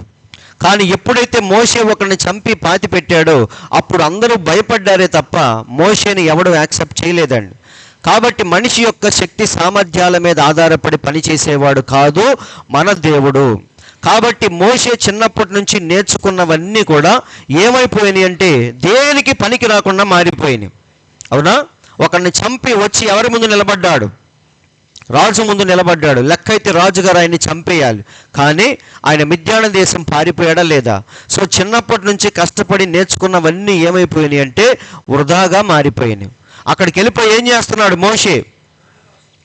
కూర్చొని గొర్రెలు కాచుకుంటా ఉన్నాడు. అంటే చిన్నప్పటి నుంచి ప్రిపేర్ అయింది మొత్తం ఏమైపోయింది? సిద్ధపడ్డాడా లేదా? అన్ని విషయాల్లో సిద్ధపడ్డాడు. కానీ ఆ విద్యలన్నీ దేనికి పనికి రాకుండా పోయినాయి. అయితే ఇప్పుడు 80 సంవత్సరాలు వచ్చిన తర్వాత దేవుడు వచ్చి ఆయన్ని ప్రిపేర్ చేస్తా ఉన్నాడు. సో మనిషి యొక్క సిద్ధపాటు ఎలా ఉంటుంది, దేవుని యొక్క సిద్ధపాటు ఎలా ఉంటుందని కొద్దిగా మనం ఆలోచించాలి. అవునా? ఆదాము అవ్వలు ఏం చేశారు? దేవుని ముందు నిలబడటానికి అంజూరపు ఆకులతో సిద్ధపడ్డారు. కానీ అవి ఫెయిల్ అయిపోయింది. ఇక్కడ మోషే కూడా సకల విద్యల్లో ఆరితేరిపోయి నా పిల్లల్ని రక్షించడానికి ఆయన సిద్ధపడ్డాడు. కానీ అది కూడా ఫెయిల్ అయిపోయింది. ఇప్పుడు దేవుడు దిగి వచ్చి మోషేను సరైన రీతిలో ఆయన సిద్ధపరుస్తూ ఉన్నాడు. అవునా? కాబట్టి ఆయన గొర్రెలు కాచుకుంటూ నేను పుట్టింది ఎందుకేనా అనుకుంటున్నాడు. కానీ మండుచున్న పొదలో ఎప్పుడైతే దేవుణ్ణి చూశాడో అప్పుడు అసలైన స్వరాన్ని వింటున్నాడు. ఇది ఎవరి స్వరం? ఇది రాజుగారి స్వరం కాదండి. డైరెక్ట్గా భూమి ఆకాశములను ఎవరైతే కలుగజేశాడో ఆయనే స్వయంగా మోషేతో మాట్లాడుతున్నాడు. అందుకే ముందు ఏమన్నాడు? ఇది దేవుని సన్నిధి, నీ చెప్పులు విప్పు అన్నాడు. మన దేవుడు ఎక్కడైతే ఉంటాడో అదే పరిశుద్ధమైన స్థలము. అది చూడటానికి చండాలంగా ఉండొచ్చు, రాళ్ళు రప్పలు కొండలు లోయలు ఏదైనా అయి ఉండొచ్చు. కానీ అక్కడికి దేవుడు దిగి వచ్చాడు కాబట్టి అదే పరిశుద్ధమైన స్థలం. అందుకే మోషే వెంటనే ఏం చేశాడు? చెప్పులు విప్పి దాన్ని చూడటానికి కూడా భయపడ్డాడు ఆయన. అప్పుడు లోపల నుంచి ఒక స్వరం వినపడుతుంది. ఏమని? నేను అబ్రహాము దేవుణ్ణి, ఇస్సాకు దేవుణ్ణి, యాకోబు దేవుణ్ణి అని చెప్పగానే మోషే ఒంట్లోకి ఏమొచ్చింది? ఆ భయం అనేది వచ్చేసింది. ఎందుకంటే చిన్నప్పటి నుంచి కథలు కథలుగా వింటున్నాడు ఆ దేవుడి గురించి, కానీ ఎప్పుడు ఆయన చూసింది లేదు. కానీ ఇప్పుడు మండుచున్న పొదలో ఆయన చూశాడు. ఆ పొద ఎలా ఉంది? కాలిపోతుంది కానీ, మండుతుంది కానీ కాలిపోలేదు. అవునా? అది మండుతూ ఉంది, కానీ చెట్టు మాత్రం ఎలా ఉంది? పచ్చగానే ఉంది. కాబట్టి ఈ విషయాలన్నీ చూడగానే మోషేకి ఏమనిపించింది? ఖచ్చితంగా వచ్చిన వాడు దేవుడే. అందుకే చాలా శ్రద్ధగా ఆలకిస్తున్నాడు, దేవుడు చెప్పే మాటలన్నీ చక్కగా వింటున్నాడు. ఒకసారి చూద్దాం మనం. నిర్గమకాండము 3:15, 1:5, 3:15. మరియు దేవుడు మోషేతో ఇట్లా, నేను మండుచున్న పొదలో నుంచి దేవుడు మోషేతో మాట్లాడుతున్నాడు. ఏమని మాట్లాడుతున్నాడో చూద్దాం. చూడండి ఏమంటున్నాడు? మీ పితరుల దేవుడైన యెహోవా అనగా అబ్రహాము దేవుడు, ఇస్సాకు దేవుడు, యాకోబు దేవుడనైన యెహోవా మీ యొద్దకు నన్ను పంపెనని నీవు ఇశ్రాయేలీయులతో చెప్పవలెను. సో ఇది ఎవరు ఆడుతున్న గేమ్? ఇది స్వయంగా మన దేవుడు ఆడుతున్న గేమ్ ప్లాన్ ఇది. ఇందులో చాలా వింతలు విశేషాలు జరుగుతూ ఉంటాయి అని ఇందాకే నేను చెప్పాను. కాబట్టి ఇప్పుడు 80 ఏళ్ల వయసులో దేవుడు మోషే దగ్గరకు వచ్చి ఏమంటున్నాడంటే, నువ్వు వెళ్ళి ఇశ్రాయేలీయులతో నేను చెప్పిన మాటలన్నీ చెప్పాలి, అవునా, నా ప్రజల్ని విడిపించాలి అంటున్నాడు. ఇది మానవ దృష్టితో ఆలోచిస్తే ఇవి అసలు జరగని కార్యాలు. అవునా? 40 ఏళ్ళప్పుడు అన్నిటికీ సిద్ధపడినప్పుడేమో దేవుడు ఆయన వాడుకోలేదు. కానీ 80 ఏళ్ళప్పుడు నడువు లొంగిపోయి నోటికి మాంద్యం వచ్చి పాపం మాట కూడా స్పష్టంగా లేని సమయంలో దేవుడు వచ్చి నా ప్రజల్ని విడిపించాలి అంటున్నాడు. కాబట్టి ఇవన్నీ ఏంటంటే మానవ దృష్టితో మనం చూస్తే ఇవన్నీ అసంభవమైన కార్యాలు, అసాధ్యమైన కార్యాలు. అందుకే ఏమంటున్నాడు? ఇశ్రాయేలుతో చెప్పవలెను, నిరంతరము నా నామము ఇదే, తరతరములకు ఇది నా జ్ఞాపకార్థ నామము అని ఎప్పుడైతే చెప్పాడో అప్పుడు మోషే ఏమంటున్నాడు? ప్రభువా, నువ్వు నిజంగానే అబ్రహాము దేవుడవు, ఇస్సాకు దేవుడవు, యాకోబు దేవుడవు అని నేను పూర్తిగా నమ్మాను. కానీ నువ్వు చెప్పిన మాటలన్నీ వెళ్ళి వాళ్ళకి చెప్పాలంటే వాళ్ళు నమ్మరు ప్రభువా అన్నాడు. ఎందుకని? ఇవన్నీ సృష్టి విరుద్ధమైన కార్యాలు. కన్యక గర్భం ధరించటం, 100 సంవత్సరాల్లో అబ్రహాముకి పిల్లలు పుట్టడం, సూర్య చంద్ర నక్షత్రాలు అంతరిక్షంలో ఆగిపోవటం, ఇవన్నీ కూడా నమ్మశక్యము కాని విషయాలు. ఎవడో నమ్మలేడు. కాబట్టి నువ్వు నాకు కనిపించావంటే ఎవడో నమ్మడు అని చెప్తున్నాడు. అవునా? అప్పుడు దేవుడు ఏం చేశాడు? అందుకు మోషే, చదవండి 4:1 నుంచి, ఇందాక మనం చదివాం. అందుకు మోషే, చిత్తగించుము, వారు నన్ను నమ్మరు, నా మాట వినరు, యెహోవా నీకు ప్రత్యక్షము కాలేదందురు అని ఉత్తరం ఇయ్యగా. అప్పుడు ఏమంటున్నాడు దేవుడు? నీ చేతిలోనిది ఏమిటి అని అతన్ని అడిగాను. అప్పుడు ఆయన ఏమన్నాడు? నీ చేతిలో ఏముందని అడిగాడు. అవునా? ఏముంది ఆయన చేతిలో? కొంకి కర్ర తప్ప ఏమీ లేదండి. కానీ ఆ కొంకి కర్రనే దేవుడు ఎలా మార్చాడంటే గొప్ప మారణాయుధముగా మార్చాడు.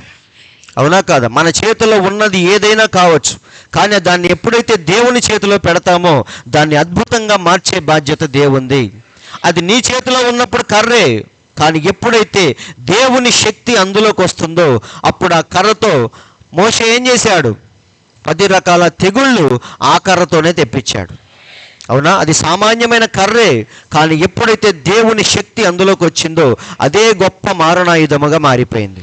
అందరూ ఆలోకిస్తున్నారండి. కాబట్టి సహోదరులారా, ఇలా మనం చూసుకుంటూ వెళితే ఎక్కడి నుంచి అయితే మోషే పారిపోయాడో మళ్ళీ అదే స్థలానికి దేవుడు తీసుకెళ్ళి నిలబెట్టాడు. అవునా? 40 ఏళ్ళప్పుడు భయపడి పారిపోయాడని బైబిల్లో రాయబడింది. కానీ ఇప్పుడు 80 సంవత్సరాల వయసులో ఆయన ఒంట్లో ఎంత భయం కూడా లేదు. ఎందుకని చెప్పండి? మనిషి జ్ఞానం ఎప్పుడు ఏదో ఒక చోట ఫెయిల్ అయిపోద్ది. ఎంత మాటల నేర్పరి అయినా సరే ఏదో ఒక చోట వాడు తప్పు చేస్తాడు, ఏదో ఒక చోట శృతి మించుతాడు వాడు. అది మానవ జ్ఞానం, మానవ తప్పిదాలని నేను ఆల్రెడీ చెప్పాను. కానీ ఇప్పుడు ఏ జ్ఞానంతో వెళ్తున్నాడు ఆయన? ఏ శక్తితో వెళ్తున్నాడు? నిజమేనండి, ఒంట్లో శక్తి అంతా పోయింది. అవునా? మన దేవుడు ఏమన్నాడు? గెత్సెమనే తోటలో నుంచి బయటకు వచ్చి ఆత్మ సిద్ధమే కానీ శరీరం బలహీనం అన్నాడా లేదా? కాబట్టి శరీరంతో పని లేదు దేవునికి. ఆయన తలుచుకుంటే రాళ్ల చేత అరిపిస్తాడు. అవునా? కాబట్టి ఒంట్లో ఉన్న గుజ్జంతా వెళ్ళిపోయిన తర్వాత దేవుడు మోషేను వాడుకుంటున్నాడు. ఇదే గొప్ప విషయం. కాబట్టి ఏ స్థలంలో నుంచి అయితే మోషే పారిపోయాడో మళ్ళీ అదే స్థలానికి వచ్చి వేలు చూపించి మాట్లాడుతున్నాడు. అంటే ఆయనకు ధైర్యం వచ్చిందా రాలేదా? కానీ 40 ఏళ్ళప్పుడు భయపడి పారిపోయాడు. కానీ 80 ఏళ్ళప్పుడు వచ్చి ముక్కుసూటిగా మాట్లాడుతున్నాడు. నా ప్రజల్ని పంపించు అని అడుగుతున్నాడు. అక్కడికి ఫరో ఏమంటాడు? నువ్వు అడగగానే పంపించేయటానికి యెహోవా ఎవడు అన్నాడా లేదా? అప్పుడు మోషే ఏం చేశాడు? ఎవరో చూడు అని చెప్పేసి కర్రను ఏం చేశాడు? కింద పడేశాడా లేదా? కాబట్టి ఇప్పటిదాకా కర్ర ఒక మామూలు చేతి కర్ర, కానీ ఎప్పుడైతే దేవుని శక్తి అందులోకి వచ్చిందో దాంతో అనేకమైన అద్భుతాలు చేశాడు. కాబట్టి సహోదరులారు, ఇది ఎవరి సిద్ధపాటు అంటే దేవుడు ప్రిపేర్ చేస్తే అలా ఉంటుంది. మనం కష్టపడి ప్రిపేర్ అయితే ఏదో ఒక చోట ఏమైపోతాం? ఫెయిల్ అయిపోతాం. మనం టెక్స్ట్ బుక్ అంతా చదువుతాం, కానీ ఇందులో లేని క్వశ్చన్ కూడా ఒక్కొక్కసారి వచ్చింది. తెలుసా మీకు? మనం మొత్తం చదివేసి పరీక్షకి వెళ్తాం, కానీ ఒక్కొక్కసారి ఏం చేస్తాడంటే ట్విస్ట్ చేయడానికి ఇందులో లేనిది ఇస్తాడు. అప్పుడు మనం ఏం చేయాలి? అప్పుడు అందరికీ 0 మార్కులే. ఆ క్వశ్చన్కి మాత్రం ప్రతి ఒక్కడికి 0 వస్తాయి. వింటున్నారు? అందుకే పేపర్ ఎప్పుడు ఎలా ఉంటుందంటే అసలు చదవనోడు పాస్ అయ్యేటట్టు ఉంటుంది, బాగా చదివినోడు మరీ 100కి 100 రానట్టుగా ఉంటాయి. నేను చెప్పింది అర్థమైందా? మరీ 100కి 100 వచ్చేటట్టుగా ఉండదు, అలా అని మరీ కష్టతరంగా కూడా ఉండదు. కొంచెం చదివినోడు పాస్ అవ్వాలి, అలాగే బాగా చదివినోడికి 100కి 100 రాకూడదు. అలా తయారు చేస్తారు పేపర్ని. కాబట్టి సహోదరులారా, మోషే వచ్చి ఏం చేస్తున్నాడు? ఇప్పుడు మాటలు ఎలా ఉన్నాయి? చాలా ముక్కుసూటిగా మాట్లాడుతున్నాడు. కానీ 40 ఏళ్ళప్పుడు ఏం చేశాడు? ఆయన పారిపోయాడు. ఇలా మనం చూసుకుంటూ వెళితే దేవుడు కూడా శిష్యులను ఏం చేశాడు? ఆయన ఈ శిష్యులు ఎవరంటే విద్య లేని పామరులని బైబిల్లో చాలా చక్కగా రాయబడింది. వారు కనీసం సంతకం కూడా చేయటం తెలియని వాళ్ళు. కానీ దేవుడి 12 మందిని ఎలా చేశాడంటే మంచి వజ్రాలలాగా దేవుడు తయారు చేశాడు. ఎందుకంటే ఈ ప్రిపరేషన్ ఎవరిది? స్వయంగా దేవుని యొక్క సిద్ధపాటిది. వీరిని ఎలా సిద్ధపరిచాడు దేవుడు? ఎలా సిద్ధపరిచాడు? వారు నడిచి వెళతంటే వారి నీడపడి అనేక మంది స్వస్థత పొందారు. అలా తయారు చేశాడు దేవుడు. అయితే మనం బైబిల్ కాలేజీకి వెళ్ళి కష్టపడి చదువుకుంటే మనం అలా తయారవ్వలేమండి. కానీ దేవుడు ప్రిపేర్ చేస్తే మాత్రం మనల్ని అలా చేస్తాడు. అందరూ ఆలోకిస్తున్నారు? ఇప్పుడు చాలామంది బైబిల్ కాలేజీకి వెళ్ళి ఏవేవో నేర్చుకొని వచ్చి వారి వాక్యాలు చెప్తా ఉన్నారు. కానీ వీరు మాత్రం విద్య లేని పామర్లు. కానీ వీళ్ళు ఏం చేశారు? ప్రపంచాన్ని తలకిందులు చేశారని బైబిల్లో చాలా చక్కగా రాయబడింది. అపోస్తలుల కార్యాల గ్రంథంలో మీరు గనక చదివితే చక్కగా ఉంది. ఏమని? ఇదిగో ప్రపంచమును తలకిందులు చేయువారు ఇక్కడికి కూడా వచ్చారు అని చాలామంది చెప్పుకుంటారు. కాబట్టి శిష్యులను దేవుడు ఎలా మార్చాడు? ప్రపంచాన్ని తలకిందులు చేసేటట్టుగా దేవుడు వారిని మార్చాడు. మనం కష్టపడి బైబిల్ కాలేజీకి వెళ్ళి ఎంత చదువుకున్నా సరే మనుషులు మనల్ని ఎలా తయారు చేయలేరు. ఏ పాస్టర్ కూడా మనల్ని అలా తయారు చేయలేడు. కానీ దేవుని చేతిలో ఎప్పుడైతే మనం పడతామో అప్పుడు దేవుడు మనల్ని ఏం చేస్తాడు? ఎవరికైనా సమాధానం చెప్పేటట్టుగా దేవుడు మనల్ని మారుస్తాడు. ఎలాంటి శ్రమ శోధన ఎదుర్కోవటానికైనా సరే సిద్ధపడేటట్టుగా దేవుడు మనల్ని తయారు చేస్తాడు. అవసరమైతే ఈ 11 మంది ఎలా చనిపోయారు? ఎలా చచ్చిపోయారు? వాళ్ళు హతసాక్షులుగా దిక్కులేని చావు చచ్చిపోయారు. అందరూ వింటున్నారా? ఇక్కడే ఉన్నారా? కాబట్టి సహోదరులారా, దేవుడు వారిని అలా తయారు చేశాడు. దేవుడు గనక సిద్ధపరిస్తే మనల్ని అలా సిద్ధపరుస్తాడు. మనం కష్టపడి సిద్ధపడితే మాత్రం ఏదో ఒక చోట ఏమైపోతాం? మనం ఫెయిల్ అయిపోతాం. చక్కగా పిల్లల్ని బయటికి తీసుకెళ్ళి ఆడించండి.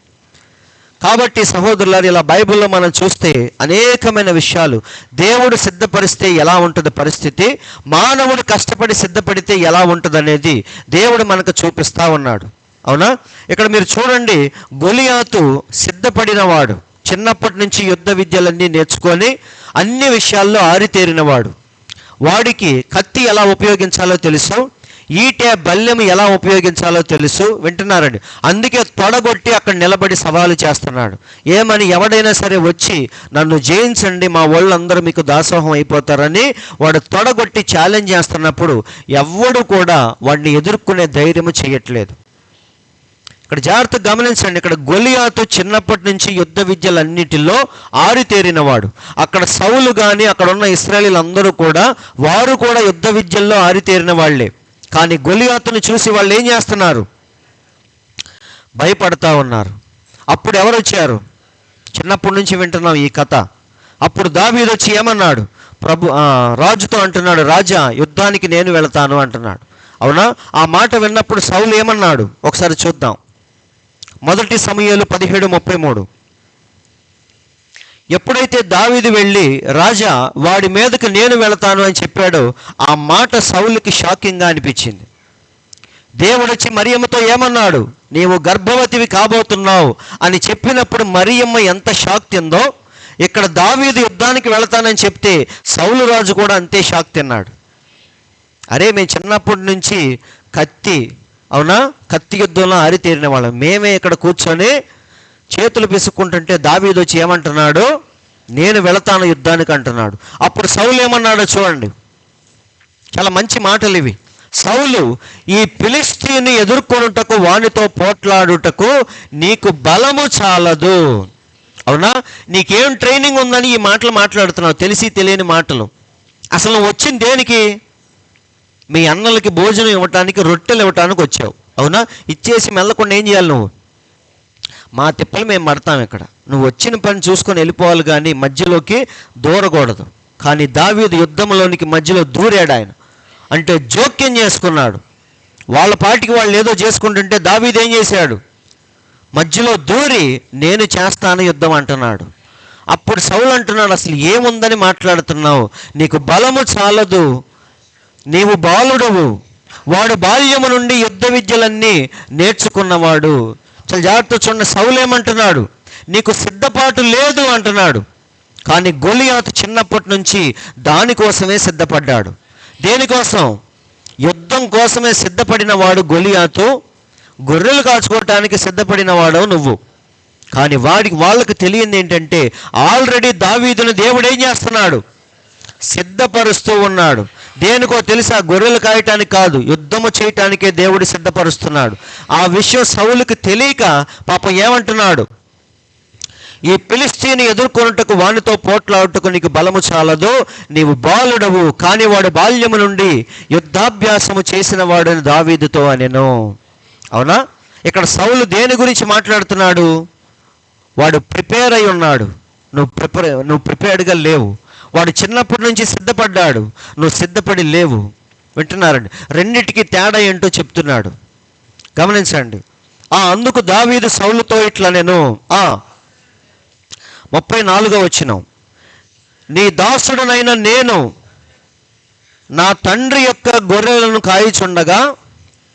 ఇప్పుడు సౌలు ఏమన్నాడు? వాడు సిద్ధపడ్డాడు, నువ్వు సిద్ధపడి లేవు అన్నాడు. కానీ నేను సిద్ధపడ్డాను రాజా అని దావీదు చెప్తున్నాడు. చూడండి, నేను గొర్రెలు కాసేటప్పుడు ఒకసారి ఏమైంది? కాయుచుండగా సింహమును ఎలుకబంటి వచ్చి మందలో నుండి ఒక గొర్రె పిల్లను ఎత్తుకొని పోవుచుండగా నేనేం చేశాను? దాన్ని తరిమి చంపి దాని నోట నుండి ఆ గొర్రెను విడిపించి తిని, అది నా మీదకి రాగా దాని గడ్డము పట్టుకొని దాన్ని కొట్టి చంపి తిని. ఇది ప్రిపరేషన్ అంటే, ఇది సిద్ధపాటు అంటే. వింటున్నారండి? చిన్నప్పటి నుంచి కత్తి ఎలా వాడాలి, కర్ర ఎలా వాడాలి అవి కాదండి, దేవుని మీద ఎలా ఆధారపడాలో దావీదుకు దేవుడు నేర్పించాడు. కత్తి మీద ఎలా ఆధారపడాలో గొలియాతుకు తెలిస్తే, దేవుని మీద ఎలా ఆధారపడాలో దావీదుకు తెలుసు. చదవండి. నీ దాసుడునైన నేను ఆ సింహమును ఎలుకబంటిని చంపితినే. అవునా? సింహాన్ని ఎలుకబంటిని చంపినోడికి మనిషిని చంపటం ఒక లెక్క. జీవము గల దేవుని సైన్యములను తిరస్కరించిన ఈ సున్నతి లేని ఫిలిష్తీయుడు వాటిలో ఒకదాని వలె అయిపోతాడు. చూడండి, ఆ మాటల్లో ఉన్న ధైర్యము చూడండి, ఆ మాటల్లో ఉన్న అసలు ఆ కరెంటు మీరు చూడండి. అవునా? బాలుడు, చిన్నవాడు, కానీ ఎలా మాట్లాడుతున్నాడు? అందరినీ భయపెట్టేలాగా మాట్లాడుతున్నాడు. ఎందుకంటే ఆయనకున్న ధైర్యం ఏంటి? సిద్ధపడ్డాడు ఆయన కూడా. వింటున్నారండి? దేనికి సిద్ధపడ్డాడు? కత్తి వాడటంలో కాదు సిద్ధపడింది, దేవుణ్ణి దించటంలో సిద్ధపడ్డాడు ఆయన. అవునా? ఏ పరిస్థితుల్లోనైనా సరే మనం ఎవరిని దించాలి? రంగం మీదకి నీకు చేతనైతే దేవుణ్ణి దించు. నీకు వ్యాధి వచ్చినప్పుడు, బాధలు వచ్చినప్పుడు మనం ఎవరిని దించాలి? రంగం మీదకి దేవుణ్ణి దించాలి, డాక్టర్స్ని కాదు. కాబట్టి ఇక్కడ దావీదు ఏమంటున్నాడు? నేను ఆ సింహమును ఎలికబంటిని చంపితినే, జీవము గల దేవుని సైన్యములను తిరస్కరించిన ఈ సున్నతి లేని ఫిలిష్తీయుడు కూడా వాటిలో ఒకదాని వలె ఈరోజు మారిపోతాడు అన్నాడు. ఆ మాటల్లో ఉన్న కాన్ఫిడెన్స్ మీకు అర్థమవుతుందా? వింటున్నారు? ఏంటి దావీదు యొక్క కాన్ఫిడెన్స్ ఏంటంటే, యుద్ధము చేసేది ఆయన కాదు, దేవుడే యుద్ధము చేస్తాడు. చూడండి, సింహము యొక్క బలము నుండి, ఎలుకబంటి యొక్క బలము నుండి నన్ను రక్షించిన యెహోవా ఈ ఫిలిష్తీయుని చేతిలో నుండి కూడా నన్ను విడిపిస్తాడు. షడ్రకు, మేషకు, అబేద్నెగో ఏమన్నారు? మండుచున్న ఈ అగ్నిగుండం నుండి తప్పించడానికి మా దేవుడు సమర్థుడు, ఒకవేళ రాకపోయినా చస్తామే తప్ప నమస్కారము చేయమను. అదే స్పిరిట్ దేవుని పిల్లలందరిలో ఉంటుందండి. ఇక్కడ దావీదు కూడా అలాంటి మాటే చెప్తున్నాడు. ఏమని? సింహము యొక్క చేతిలో నుండి తప్పించిన దేవుడు వీడి చేతిలో నుండి కూడా నన్ను తప్పిస్తాడు. అందుకు సౌలు, ఇప్పుడు సౌలుకి ఏమొచ్చింది? దావీదు మాటలు వినగానే సౌలుకి ఇప్పుడు కాన్ఫిడెన్స్ వచ్చింది. ఇప్పుడు అంటున్నాడు, పొమ్ము, యెహోవా నీకు తోడుగా ఉండును గాక అని దావీదుతో అనెను. తర్వాత చదవండి. పిమ్మట సౌలు తన యుద్ధ వస్త్రములను దావీదునకు ధరింపచేసి రాగి శిరస్త్రాణం ఒకటి అతనికి కట్టి యుద్ధ కవచము తొడిగించెను. కాబట్టి యుద్ధానికి ఎలా ప్రిపేర్ చేస్తున్నాడు సౌలు? తన సైనికుల్ని ఎలా ప్రిపేర్ చేస్తున్నాడో దావీదును కూడా అలాగే ప్రిపేర్ చేస్తున్నాడు. కానీ ఎప్పుడైతే అవన్నీ తగిలించుకున్నాడో అప్పుడు దావీదుకి ఏమనిపించింది? అరే, వీటితో కాదుగా నేను చిన్నప్పటి నుంచి సిద్ధపడింది. కాబట్టి ఏమన్నాడో చూడండి.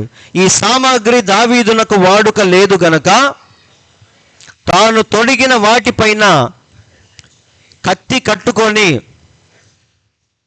వెళ్ళ కలిగినది లేనిది చూచుకున్న తర్వాత దావీదు, ఇవి నాకు వాడుక లేదు. ఏమన్నాడు? రాజా, చిన్నప్పటి నుంచి వీటితో కాదు నేను యుద్ధము చేసింది. ఒకసారి సింహాన్ని చంపాను. దేంతో చంపా? నేను కత్తితో, కవచం ధరించుకొని చంపలేదు. యెహోవా నామం పేరిట దాన్ని తరిమి కొట్టాను. కాబట్టి ఇవన్నీ నాకు వాడుక లేదు, కాబట్టి ఇవన్నీ తీసేయమని అడిగాడు.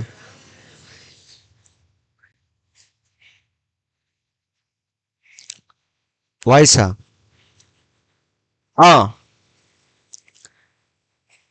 ఏమన్నాడు? 39, ఇవి నాకు వాడుక లేదు. దావీదు ఏమన్నాడు? దావీదుకి అయ్యి అలవాటు లేదండి.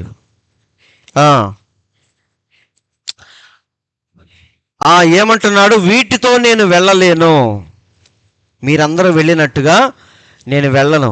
ఎందుకంటే మీరందరూ సిద్ధపడినట్లుగా నేను సిద్ధపడలేదు, దేవుడు నన్ను వేరే విధంగా సిద్ధపరిచాడు. వింటున్నారండి? కాబట్టి అందరిలాగా యుద్ధం చేస్తాడని అందరూ అనుకుంటున్నారు, అవునా? అందరిలాగా కత్తి తీసుకొని యుద్ధ విద్యలన్నీ చేసుకుంటా వెళతాడని అందరూ అనుకుంటున్నారు. కానీ దావీదు చేసే యుద్ధము కంప్లీట్గా వేరు. ఎవ్వడు కని విని ఎరగని యుద్ధం ఇప్పుడు చేయబోతున్నాడు దావీదు. ఎప్పటిదాకా చూసిన యుద్ధాలు ఒకెత్తు అయితే ఇప్పుడు దావీదు చేయబోయే యుద్ధం ఒకెత్తు. అందుకే ఏమంటున్నాడు? రాజా, ఇవి నాకు వాడుక లేదు, తీసేయండి అన్నాడు. మరి ఎలా వెళతావు అన్నప్పుడు దావీదు ఏం చేస్తున్నాడు? తన కర్ర చేత పట్టుకొని, చూడండి ఏం పట్టుకున్నాడు? మోషే చేతిలో ఏముంది? కర్రే. కానీ ఆ కర్రతో అద్భుతాలు చేశాడా, చేయలేదా? ఇక్కడ దావీదు చేతిలో కూడా కర్ర ఉంది. ఆ కర్ర చేత పట్టుకొని ఏటి లోయలో నుండి 5 నున్నని రాళ్ళు ఏరుకొని తన యొద్దనున్న చిక్కములో నుంచుకొని ఒడిసేల చేత పట్టుకొని ఆ ఫిలిష్తీయుని చేరువకపోయెను. అంటే ఎలా వెళ్తున్నాడు? వాడేమో అన్నీ ధరించి తొడగొట్టి సవాలు చేస్తుంటే దావీదు మాత్రం ఏదో కుక్కను కొట్టడానికి రాళ్ళు తీసుకున్నట్టుగా 5 రాళ్ళు ఏరుకొని ఒడిసేల తీసుకొని వెళతా ఉన్నాడు. ఆ దృశ్యమే అందరికీ చూడటానికి ఎలా ఉందంటే చాలా వింతగా అనిపించింది. కాబట్టి ఎప్పుడైతే నడువగా దావీదు దగ్గరకు వచ్చి చుట్టూ పార చూసి దావీదును కనుగొని అందరూ ఆలకిస్తున్నారు కదా. కాబట్టి ఇక్కడ చాలా జాగ్రత్తగా వినండి. యుద్ధము జరిగే ముందు కొంత డిస్కషన్ అనేది జరుగుతూ ఉంది. ఇప్పటిదాకా సౌలుకి దావీదుకి జరిగిన మాటలు ఏంటో మనం విన్నాం. ఇప్పుడు గొలియాతుకి దావీదుకి మధ్య జరుగుతున్న మాటలు మనం ఖచ్చితంగా వినాలి. ఎందుకంటే వాడు అంతెత్తుండి దావీదును చూసి ఏమనుకున్నాడు, వీడేంటి 5 రాళ్ళు తీసుకొని వస్తున్నాడు, కొంపదీసి నేను కుక్కలాగా కనిపిస్తున్నానా అని ఎప్పుడైతే అడిగాడో అప్పుడు దావీదు చెప్పిన సమాధానం మనం వినాలి. చదవండి 45వ వచనం. ఈ మాటలు చూడండి. దావీదు ఏమంటున్నాడు, నీవు కత్తియు ఈటెయు బల్లెమును ధరించుకొని నా మీదకి వచ్చుచున్నావు. నీ నమ్మకం వేటి మీద? నీ కత్తి మీద, డాలు మీద నీకు నమ్మకం. కానీ నేను ఎలా వస్తున్నాను? అయితే నీవు తిరస్కరించిన ఇశ్రాయేలీయుల సైన్యములకు అధిపతి యెహోవా పేరిట నేను నీ మీదకి వచ్చుచున్నాను. ఎంత తేడా ఉందో చూడండి. వింటున్నారండి? గొలియాత్ ఏమంటున్నాడు, నేనేమన్నా కుక్కనా అని అడిగాడు. అప్పుడు దావీదు ఏమంటున్నాడు, నీవు నమ్ముకున్న దేన్ని?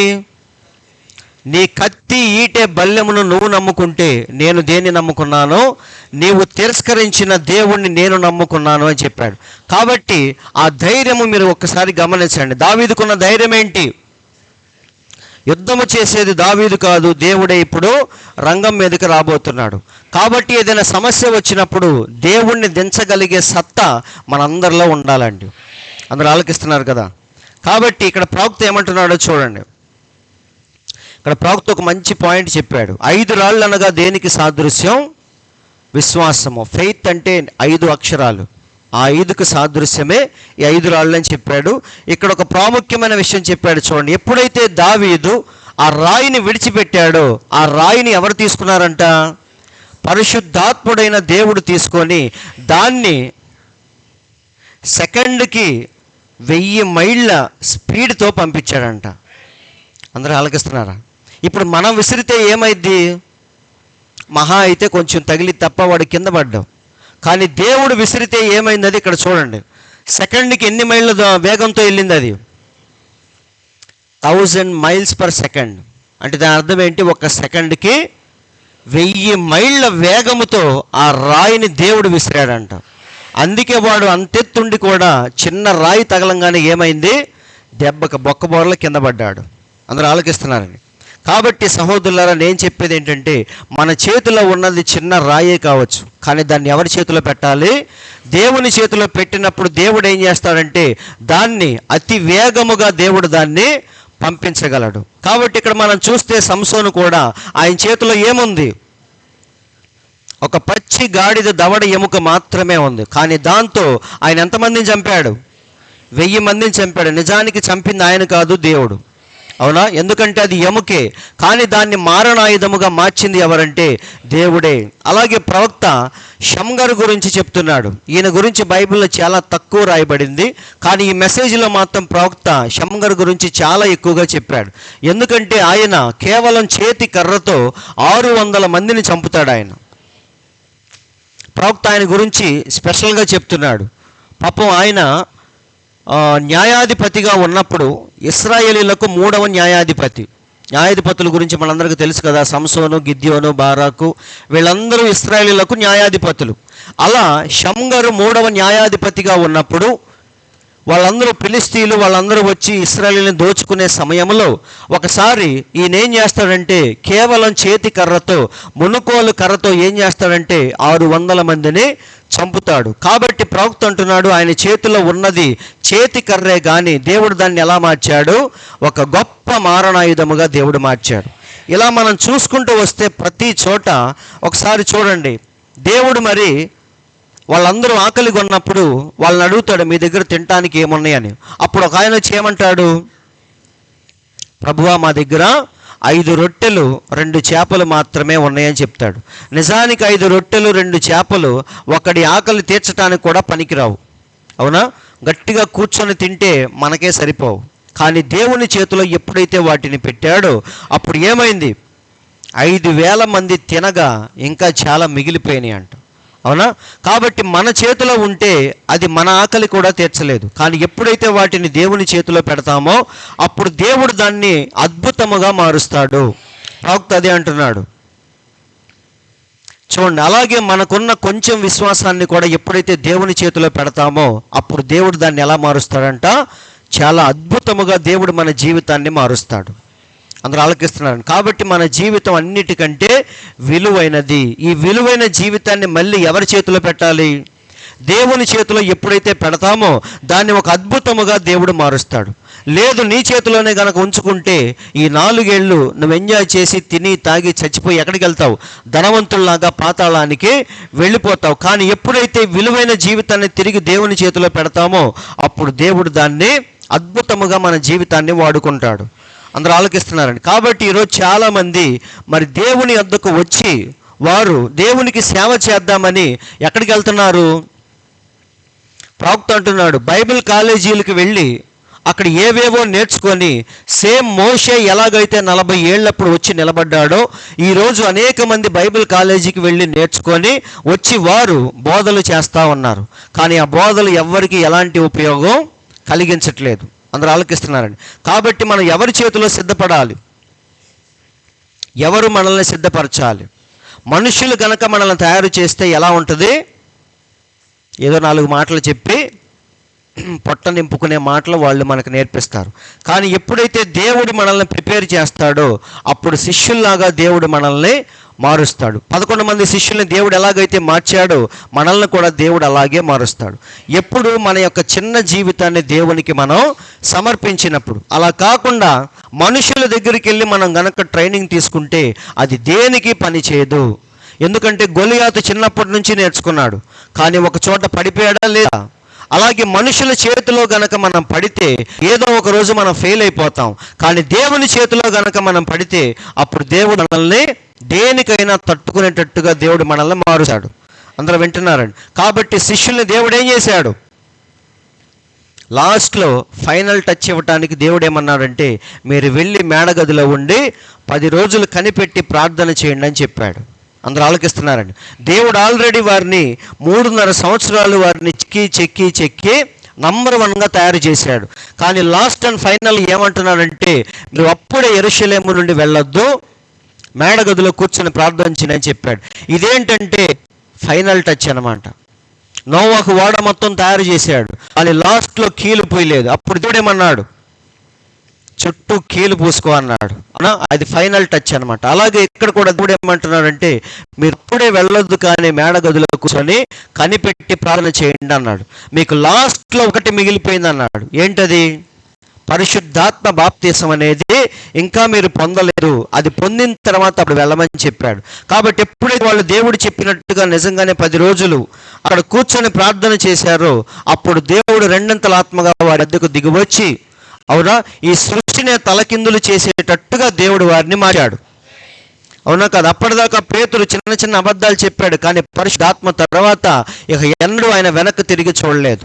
సో ఈ ప్రపంచాన్నే తలకిందులు చేసేటట్టుగా దేవుడు మనల్ని కూడా మార్చాలంటే మనం ఏం చేయాలంటే మన విలువైన జీవితాన్ని దేవుని చేతిలో పెట్టాలి. మనం సిద్ధపడితే అది సరిగ్గా ఉండదండి, కానీ దేవుడు మనల్ని సిద్ధపరిస్తే మాత్రం నంబర్ 1గా ఉంటుంది. అవునా? అలా మనం సిద్ధపడదామా? ఇది ఎవరాడే గేమ్ ప్లాన్ చెప్పండి? ఇది ఎవరి యొక్క విమోచన పథకం అంటే స్వయంగా మన దేవుడు ఆడుతున్న గేమ్ ఇది. ఇందులో మనందరం భాగస్వాములుగా ఉన్నాం. అవునా? మధ్య మధ్యలో ఏమైందంటే కని విని ఎరగని మాటలు మనం వినాలి. వాటిని మనం విన్నప్పుడు మనం ఏం చేయాలి? మరియమ్మలాగా ఆయన అడుగుజాడల్లో వెళ్ళిపోవాలే తప్ప ఇదేంటి అదేంటి అని ప్రశ్నిస్తా కూర్చుంటే దేవుని కార్యం మన జీవితంలో చూడలేము, ఎప్పటికీ చూడలేము. కాబట్టి మనం ఏం చేయాలి? దేవుడు చేసే ప్రతి దాన్ని ఊరక నిలబడి మనం చూడాలి, దాన్ని అంగీకరించాలి, దాని అడుగుజాడల్లో మనం వెళ్ళిపోతూ ఉండాలి. అందరూ ఆలోకిస్తున్నారండి. అలా మనం వెళదామా? వారిని సిద్ధపరిచినట్టే దేవుడు ఈరోజు వాక్య వధువని చెప్పుకునే మన కూడా ఆయన సిద్ధపరుస్తున్నాడు. ఇది మన సిద్ధపాటు కాదు, దేవుని యొక్క సిద్ధపాటు. మనం సొంతగా సిద్ధపడితే మన నీతి క్రియలు దేనికి పనికిరావని బైబిల్లో రాయబడింది. కాబట్టి ఇది మన నీతి కాదు, దేవుని యొక్క నీతిని మనలో స్థాపిస్తున్నాడు. కాబట్టి ఇది ఎవరు చేసే సిద్ధపాటు అంటే దేవుడు మనల్ని సిద్ధపరుస్తున్నాడు. దేనికోసం? ఉగ్రత నుండి తప్పించుకోవటం కోసం దేవుడు మనల్ని సిద్ధపరుస్తున్నాడు. కానీ లోకాన్ని మాత్రం ఉగ్రతలో పాల్గొనటానికి దేవుడు సిద్ధపరుస్తున్నాడు. ఈ 2 సిద్ధపాట్లే. కానీ ఏ సిద్ధపాటు మనకు కావాలి? తప్పించుకునే సిద్ధపాటు మనకు కావాలి, అందులో పాల్గొనే సిద్ధపాటు కాదు. ఉగ్రతలో పాల్గొనడానికి ఈరోజు ప్రపంచమంతా సిద్ధపడంటే అందులో నుంచి తప్పించుకోవటానికి మాత్రం దేవుడు మనల్ని ఈరోజు వాక్యముతో ఆయన సిద్ధపరుస్తున్నాడు. అందుకే వాక్య వధువు అని దేవుడు మనల్ని పిలుస్తున్నాడు. బైబిల్లో మనం చూస్తే ఆమె సిద్ధపడుతున్నట్టుగా చక్కగా రాయబడింది. చూడండి, చివరి మాట ముగించబోతున్నాను. ప్రకటన 19:6, గొర్రెపిల్ల వివాహోత్సవ సమయము వచ్చి ఉన్నది, ఆయన భార్య అంటే ఎవరు? ఆయన భార్య అంటే ఎవరు? వధువా? వధువు అంటే, వాక్యం అంటే మనమని మాత్రం ఎవరు చెప్పట్లేదు అంటున్నారండి.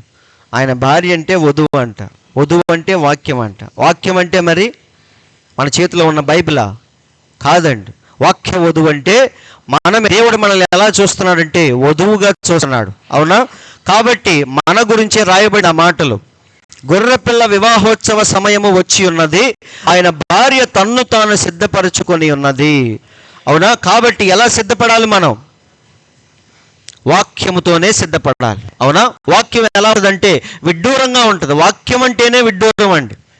గమనించండి, వాక్యము అంటేనే చాలా విడ్డూరంగా ఉంటుంది. నోవాహును ఓడగట్టుకోమంటే విడ్డూరంగా ఉంది. అబ్రహాంకి పిల్లలు పుడతారంటే వినటానికే విడ్డూరంగా ఉంది. కాసేపట్లో సముద్రం చీద్దంటే వినటానికి విడ్డూరంగా ఉంది. పైనుంచి మన్నా కురుస్తుందంటే విడ్డూరంగా ఉంది.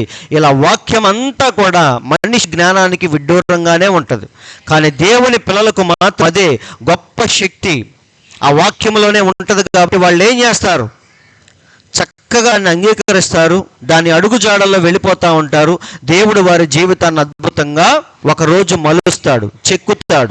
ఎవరైతే అడ్డం తిరిగి ఇదేంటి అదేంటి అని అడుగుతారో ఖచ్చితంగా దేవుడు ఆ గేమ్ ప్లాన్లో నుంచి వారిని తీసేస్తాడు. ఎందుకంటే అదంతా ఏంటి? అదొక పెద్ద డ్రామా స్కిట్ లాంటిది. అందరూ చక్కగా అందులో భాగస్వాములుగా ఉంటేనే ఎలాంటి అంతరాయం లేకుండా అది ముందుకు జరుగుతూ ఉంటుంది. అందరూ ఆలకిస్తున్నారండి. కాబట్టి దేవుని పిల్లలందరూ కూడా, అందుకే దేవుడేమన్నాడు? నా గొర్రెలు నా స్వరాన్ని వింటాయి, అవి నన్ను వెంబడిస్తాయి, అవునా? వాటి కొరకు నేను ప్రాణం పెట్టుచున్నాను అన్నాడు. కాబట్టి మనం అలా సిద్ధపడదాం. నిజంగానే ఉగ్రత నుంచి మనం తప్పించుకుందాం. ఒకవేళ నువ్వు వేరే విధంగా సిద్ధపడితే మాత్రం ఆ ఉగ్రతలో పాల్గొనాలి ఖచ్చితంగా, అవునా? రెండు గుంపులు ఉన్నాయి. ఒక గుంపు ఏమో ఉగ్రతలో పాల్గొనడానికి సిద్ధపడుతుంది, ఒక గుంపు ఏమో దాన్ని తప్పించుకోవటానికి సిద్ధపడుతుంది. మనం ఏ గుంపులో ఉండాలి? తప్పించుకునే గుంపులో మనం ఉండాలి. అంటే ఆ విధంగా మనం సిద్ధపడాలి. వాక్యము మాత్రమే మనల్ని తప్పించేది. వాక్యపు నీతి ఎప్పుడైతే మనం ఉంటుందో ఆ నీతిని మాత్రమే దేవుడు అంగీకరిస్తాడు. కాబట్టి అలా మనం సిద్ధపడదాం, ఆ ఉగ్రత నుండి మనం తప్పించుకుందాం. దేవుడి మాటలు దీవించును గాక. అందరం ఒకసారి లేచి నిలబడదాం.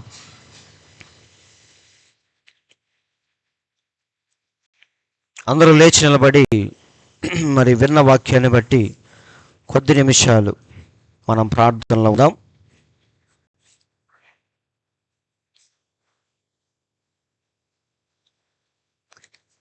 ప్రతి ఒక్కరూ కొద్ది నిమిషాలు. పరిశుద్ధుడా, పరిశుద్ధుడా, జీవము కలిగిన దేవా, మీకు స్తోత్రములు తండ్రి. ఈ ఉదయకాల సమయంలో మాతో మాట్లాడిన ప్రతి మాటను బట్టి మీకు వందనాలు ప్రభువా. నిజమే తండ్రి, ఈ లోకంలో ప్రపంచమంతా ఈరోజు దేనికో సిద్ధపడుతుంది ప్రభువా. ఈ యుద్ధాలు కానీ, ఈ వ్యాధులు కానీ, ఈ రాజకీయ పరిస్థితులు కానీ, ఇవన్నీ మేము చూస్తూ ఉన్నప్పుడు ఈ ప్రపంచం తండ్రి ఎంతో కాలము నిలవదని, అది ఎక్కడికో ప్రయాణిస్తుందని మేము అర్థం చేసుకుంటున్నాం ప్రభువా. అయితే నీ వాక్యము చెప్తుంది ఇదంతా కూడా ఉగ్రత కోసం సిద్ధపడుతుందని ప్రవక్త చెప్తున్నాడు తండ్రి. అయితే నీవు మమ్మల్ని ప్రేమించి ఆ ఉగ్రత నుండి ఎలా తప్పించుకోవాలో మమ్మల్ని సిద్ధపరుస్తున్నందుకు స్తోత్రములు ప్రభువా. నీ యొక్క విమోచన ప్రణాళికలో మేమందరం ఈరోజు భాగస్వాములుగా ఉన్నాము తండ్రి అని ప్రతి ఒక్కరూ కొద్ది నిమిషాలు ప్రార్థనలో ఉందాం. దేవా మీకు స్తోత్రములు తండ్రి, పరిశుద్ధుడా మీకు స్తోత్రములు ప్రభువా. అత్యున్నత కృప కలిగిన మా తండ్రి మీకు స్తోత్రములు ప్రభువా. నీ మాటను ఎప్పుడు ప్రభువా నేను ఆ రోజు మరియమ్మ ఎలాగైతే నీ దాసులకి నీ చిత్తము చొప్పున జరుగును కానీ చెప్పిందో అలాంటి మాట మేము కూడా చెప్పగలిగే కృపను మాకు దయచేయండి తండ్రి. అది విడ్డముగా ఉండొచ్చు కానీ అదే ఒకరోజు మా జీవితాన్ని అద్భుతముగా మారుస్తుంది ప్రభువా. అలాంటి మనసు మాకు దయచేయండి తండ్రి అని ప్రతి ఒక్కరూ మనం సిద్ధపడదాం. ఆ ఉగ్రత కోసం మనం సిద్ధపడదాం. దేవుని మాటను వినటానికి సిద్ధపడదాం. ఆ మాటను మన జీవితంలో జరిగించడానికి సిద్ధపడదాం. దేవునికి స్తోత్రములు తండ్రి అని ప్రార్థిస్తూ ఉండగా మరి చివరి ప్రార్థన చేసుకొని మనం ముగించుకుందాం.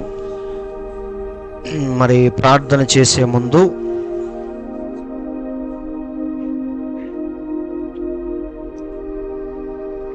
ప్రార్థన సహాయం కొనే వారి పేర్లు కూడా